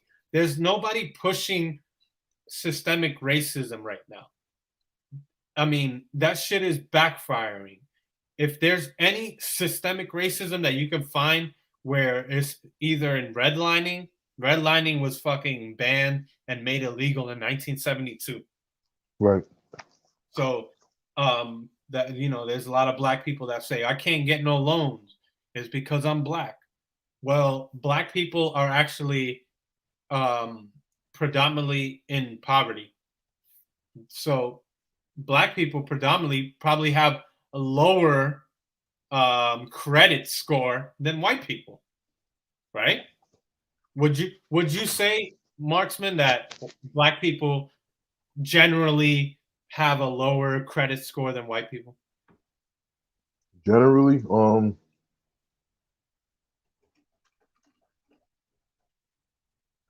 Credit black score. are soon to be the majority. Well, everybody trying to get the bag right now. People are becoming financially literate. Black people are 13% of the population, roughly. White people are like 60% of the population. It's going to take a long time for black people to catch up to white people. What I'm saying is that plus besides that, they've already aborted about 27 million of their own kids, basically. Right. Babies, you know what I mean? Yeah. Well, unborn. As I'm sorry, guys. I'm sorry. Yeah, no, but what I was trying to get at is that I think what's happening is that African Americans predominantly have lower credit scores than white people. I think that's generally what's going on. So when black people go out to get a loan, as opposed to white people, they're getting turned down because of their credit score, not because of their race. It's because of their credit score or something in their history that's showing that this person is not profitable to lend to. Yeah. Are there a lot of people put shit in people's name and all that shit? But are there cases where maybe there's an institution or a person that's part of an institution that denied a black person just because they're black? I'm sure that happened. I'm not denying that. But what I'm saying is that the majority of people, of blacks, when you compare blacks to whites, the poverty or the what do you call the financial disparity, there is a disparity between whites and blacks. White people predominantly make more money than black people. So therefore, they get approved for loans. They get approved for all types of shit. So it looks like, damn, white people are getting the good end of the deal. Black people are a lot of it is not always just because it's race. You know what I'm saying? All I'm trying to say is that where we're at in 2021, we got to get our credit score right. We got to get our money right. We got to delete all our debt. Stop fucking relying on some debt or some credit card and, you know, pay your debt, man. Yeah. Because that's what's holding us back from getting loans, from starting a business, from owning property. It's not just, oh, I'm black, oh, I'm Hispanic. It's not just that, you know. So I that's what I'm seeing. That's what I saw with Black Hebrew Israelites. That's what I saw with even fucking conscious community. They like to always blame shit on, oh, it's because I'm black. Well, it's because I'm black. And like, that's why I'm showing you the story of Breonna Taylor as opposed to this story of what do you call this girl? I forgot her name. Roanna Tuttle, I believe her name was. Because this shows you clearly that it's not about race. It shows you clearly that Breonna Taylor, they made a big deal of Breonna Taylor. Oprah Winfrey fucking, like, this is one of the richest people in the world. You know, she was supporting Breonna Taylor. Everybody was supporting Breonna Taylor. Kim Kardashian. I mean, LeBron James, the NBA, they were wearing Breonna Taylor's name. Who the fuck has ever heard of, you know, Roanna Tuttle or whatever this woman's name is? 3 years of Let's play investigations this. by Harding Street raid case agent Gerald Goins and his partner Stephen Bryant, as well as 2 years of cases by 4 narcotics squads. These are the crooked cops that actually The audit went was against hundreds of these white errors, people. both administrative and tactical, and unaccounted for money and drugs. As a result, HPD has made changes within the narcotics division. They include requiring a lieutenant present when a warrant is served, police chief approval for no-knock warrants, body-worn cameras for investigators during raids, no warrants to be signed by a municipal court judge, and better vetting of all confidential informants. So this is what took place in Houston. Nobody heard about this shit. I'm sorry. Nobody heard about this shit. People were busy focusing on Breonna Taylor, her criminal ass fucking ex-boyfriend, and they completely missed the story that BLM is looking for. This is the story that BLM is looking for. They're looking for the injustice. Why didn't they focus on this at all? Let me guess. Is maybe because the fucking people were white? Maybe because the victims were white. I mean, am I wrong? Is this fucking... I mean, I'm sure this is controversial. This is going to be controversial, but my point in all of this is to try to show African Americans in this country that you're getting massive attention. There's so much attention focused on African Americans. Everybody's focused on what African Americans are doing and all the injustice that's being done against African Americans. Any hint of injustice, even if it's not proven, it's already blown up. That's what happened with Mike Brown in Ferguson. Nobody has it. Have you ever heard of Ferguson? What is it? Ferguson, Missouri? Before that? Nah. Nope. But everybody knows about Ferguson, Missouri now because of Mike Brown. Mike Brown was a criminal who was fighting a cop, and the ballistics showed that there wasn't no hands up, don't shoot. Hands up, don't shoot was bullshit.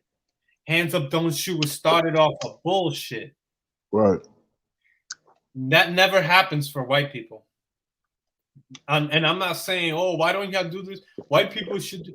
I don't give a fuck if it happens to white people, Hispanics, or black people, man. Like, I mean, unless it's a real issue, then okay, yeah, there's an issue. But there's issues being made for no reason over Mike Brown. There's a big issue being made for no reason over Breonna Taylor. This story right here with this couple right here, this shit didn't get any views. Nobody cared. Nobody cared to talk about it. It barely left local news. Breonna Taylor became international. People know Breonna Taylor's name in fucking New Zealand, in Africa, in Europe. How come nobody knows these white people? Fallout from the deadly raid more than a year and a half ago. We've heard from the beginning, 2 bad apples, the Houston Police Department uncovered it, and we've got it all taken care of. Anybody who believes this 2 bad apples, the story ended, hasn't been paying attention. Mike Doyle represents the family of Regina Nicholas. So that's the white woman right there. Say her name, right? You ever heard that, Marksman? Nah. You ever heard say her name? You never heard that before? Oh, I heard say her name, but I just never heard of her. You never heard? Of course you never heard of her. Yeah. I mean, let me see. This is one of the most fucking annoying people in the world to me. Well, I don't fuck with Common. I meant to say that earlier because I was muted. Oh, I don't he's fuck with hard. Common, man. He's one of the worst fucking people in the world, bro. I never Like, fucked with Common. bro, he's straight victimizing black people all the time. You know, and he's a millionaire, bro. He's a fucking Grammy, and I think he won a fucking Grammy or some shit. Like, Yeah. what are you I know. complaining about at this point? I never fucked with him as a rapper You're not a either. victim anymore. Like, bro, no, like You just light skinned. My man over here says, I've never heard of Ferguson, Missouri before Mike Brown's death. And you know what people didn't hear about Mike Brown's death afterwards? Because everybody knew about, the controversy and blah, blah, blah. And nobody fucking even realized that hands up, don't shoot shit was all built off of bullshit. Let me see. And I gotta share this, man. But yeah, Marksman, man, what's good, bro? You got I'm here, man. I'm just listening to you. I'm just trying to figure out. I'm gonna share this how this shit work, cause here we go. This is the whole Mike Brown shit right here. Hands up, don't shoot was built on a lie. They had to fucking go back and clean up their dirty mess. Investigations this month into the killing of Michael Brown by Ferguson police officer Darren Wilson that corrected the record. And you realize how they're just calling it a killing. This is not a murder. This is just a fucking killing of a fucking thugged out motherfucker that was trying to. He was trying to take the cop's gun. That's what Mike Brown was trying to do. There's videos of Mike Brown strong arming the dude behind the register at the convenience store, and he fucking robbed the whole box of cigars. Right. That's what Mike Brown did. He got killed over him robbing a box of cigars. That's what he became famous for. And people want to make him out to be a martyr. Like remember how Tazadaki was trying to make himself to be a martyr? It's the government's coming after me. Remember that shit? It's the government's coming after me because you could indict a ham sandwich. What the hell? Like indict a Hamite. Like nigga, That's what you doing when you indicted a Hamite. I'm gonna play this. And revealed ugly practices that institutionalized racism and hardship. They also forced me to deal with two uncomfortable truths. Brown never surrendered with his hands up, and Wilson was justified in shooting Brown. Yeah, you see how he says he's uncomfortable in admitting that? I'm uncomfortable in admitting that he never surrendered and he didn't have his hands up. Why are you fucking uncomfortable in admitting that, you fucking piece of shit? These fucking liberals. Because of the court of public opinion. These motherfuckers piss me the fuck off because he knows that this whole narrative was based on a lie. They've been lying for months now at this point. When this guy had to admit this, the Washington Post had to fucking admit that they were wrong, bro. Yeah. I know a lot of people don't know that, but the Washington Post was trying to fucking back black people and say, yeah, man, the fucking systemic racism. Then the white fucking officer Wilson was racist. Based off of what? They had nothing to base that off of. That officer Darren Wilson was a racist. The motherfucker was getting punched by Mike Brown. Oh shit, I was fucking muted. Yo, let me say something real fast. Go ahead. About that systemic racism shit. Go ahead. See, check it out. Yeah. Systemic racism is real. I'm gonna tell you how it comes. Cause when I was down south, they know the Esau know who's who out there. You know what I'm saying? So I had a little situation where I was working out there and the place didn't want to recognize me, you know, because it was a black dude. The building was, you know, down south, and they the janitor called the police, and the janitor was black. Basically, I'm gonna tell you the truth, man. I've seen some of the most more cooning from black people. They're trying to show that, oh, I'm not this type of black. See, systemic racism is real because amongst black people, they're trying to prove that there's a difference between some black people. You know what I'm saying? So systemic racism is real because it's not really about what white people saying. It's really about black people. Hello? You there? Can you hear me? Yeah. You know what I'm saying? It's really about black people. You know what I'm saying? So, you know what I'm saying? This is what I feel about systemic racism. That there are individuals within the system that can be racist, but there is no system or a law within any system that discriminates against race, sexuality, any of that, religious belief. There's no law within any But you system. see, you're right. But you see, here's the thing: there's a law against the court of public opinion and preference. So just like how you might be in a room or a board meeting and somebody comes in and they stink. You know what I'm saying? We against that. Some people are against certain type of how you say they like that light skin, that Puerto Rican and all that. So we're getting to a point in time where they're sifting a certain type of people to exist on the planet. Not too white, not too black, but you gotta have some black. But then you can't be no nigga. You have to be like a white person. So you have to code switch. You know what I'm saying? And you have to be boule, and you have to pretend. You got to be like an Oreo. You know what I'm saying? And that's how it works. That's how it works. I mean, I'm telling you, the systemic racism is real. That black people portray a certain characteristic. I think that the poverty that you can find within the black community is why you may have some of that, people that don't talk like they're white, and then when you hear somebody that talks fine, they'd be like, oh, you talk white.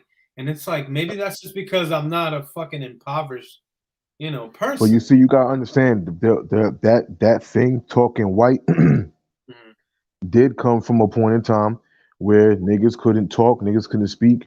The only thing you could say, listen, there was a point in time, I thought about this the other day. Let me say this. There was a point in time where black people wasn't saying shit, and the only word you heard was white people. White people voice. White people said that they how a person could just speak out loud while just let you hear what they want to hear.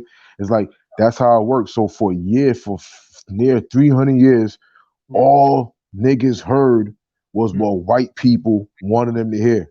So now this is why you might hear me say the pendulum swings. Right, the pendulum swing. Right. You know what that means? That the pendulum was once swinging towards the white side. And right. I think now, because of the shame and all of that within the white community, that they're pushing that pendulum to swing the other way. So now black people are getting away with the slave have become the slave master. A lot of ignorant shit. The oppressed have become the oppressors. Yep. I have seen videos of people saying, oh, this is a multicultural section in this college, right? White people in the college saying, we created a multicultural section. White people are not allowed. Now, imagine if there was a section today in a university where black people are not allowed. There is no university in America that you can find where they exclude black people from any program or any group. There's no organization like that. There are organizations where they exclude white people. You don't have that with organizations that exclude black people. So I would be against it either way. I'm against it if it's against black people, white people, or whatever. You know what I'm saying? But bro, I gotta end it on that, man. I gotta actually be out right now, my brother. I'm glad that you joined me. I don't know if you can still hear me. It looks like you're frozen. Can you hear me? It looks like you froze on me. But I'm gonna call it a night. Thank y'all for joining. Mike B, appreciate you. Brooklyn Outlaw, thank you for joining. Jason Creed, thank you for joining, man. I've been wanting to get you on here for a while. Please come on again. Soldier 144, appreciate you. Savon, Gordon Cowell, everybody that commented, I appreciate y'all, man. I'm gonna be back on here in probably like another week or so. I don't know. I like to get on here on this live. Maybe I'll come on tomorrow, but thank y'all and have a good night. All right, peace out.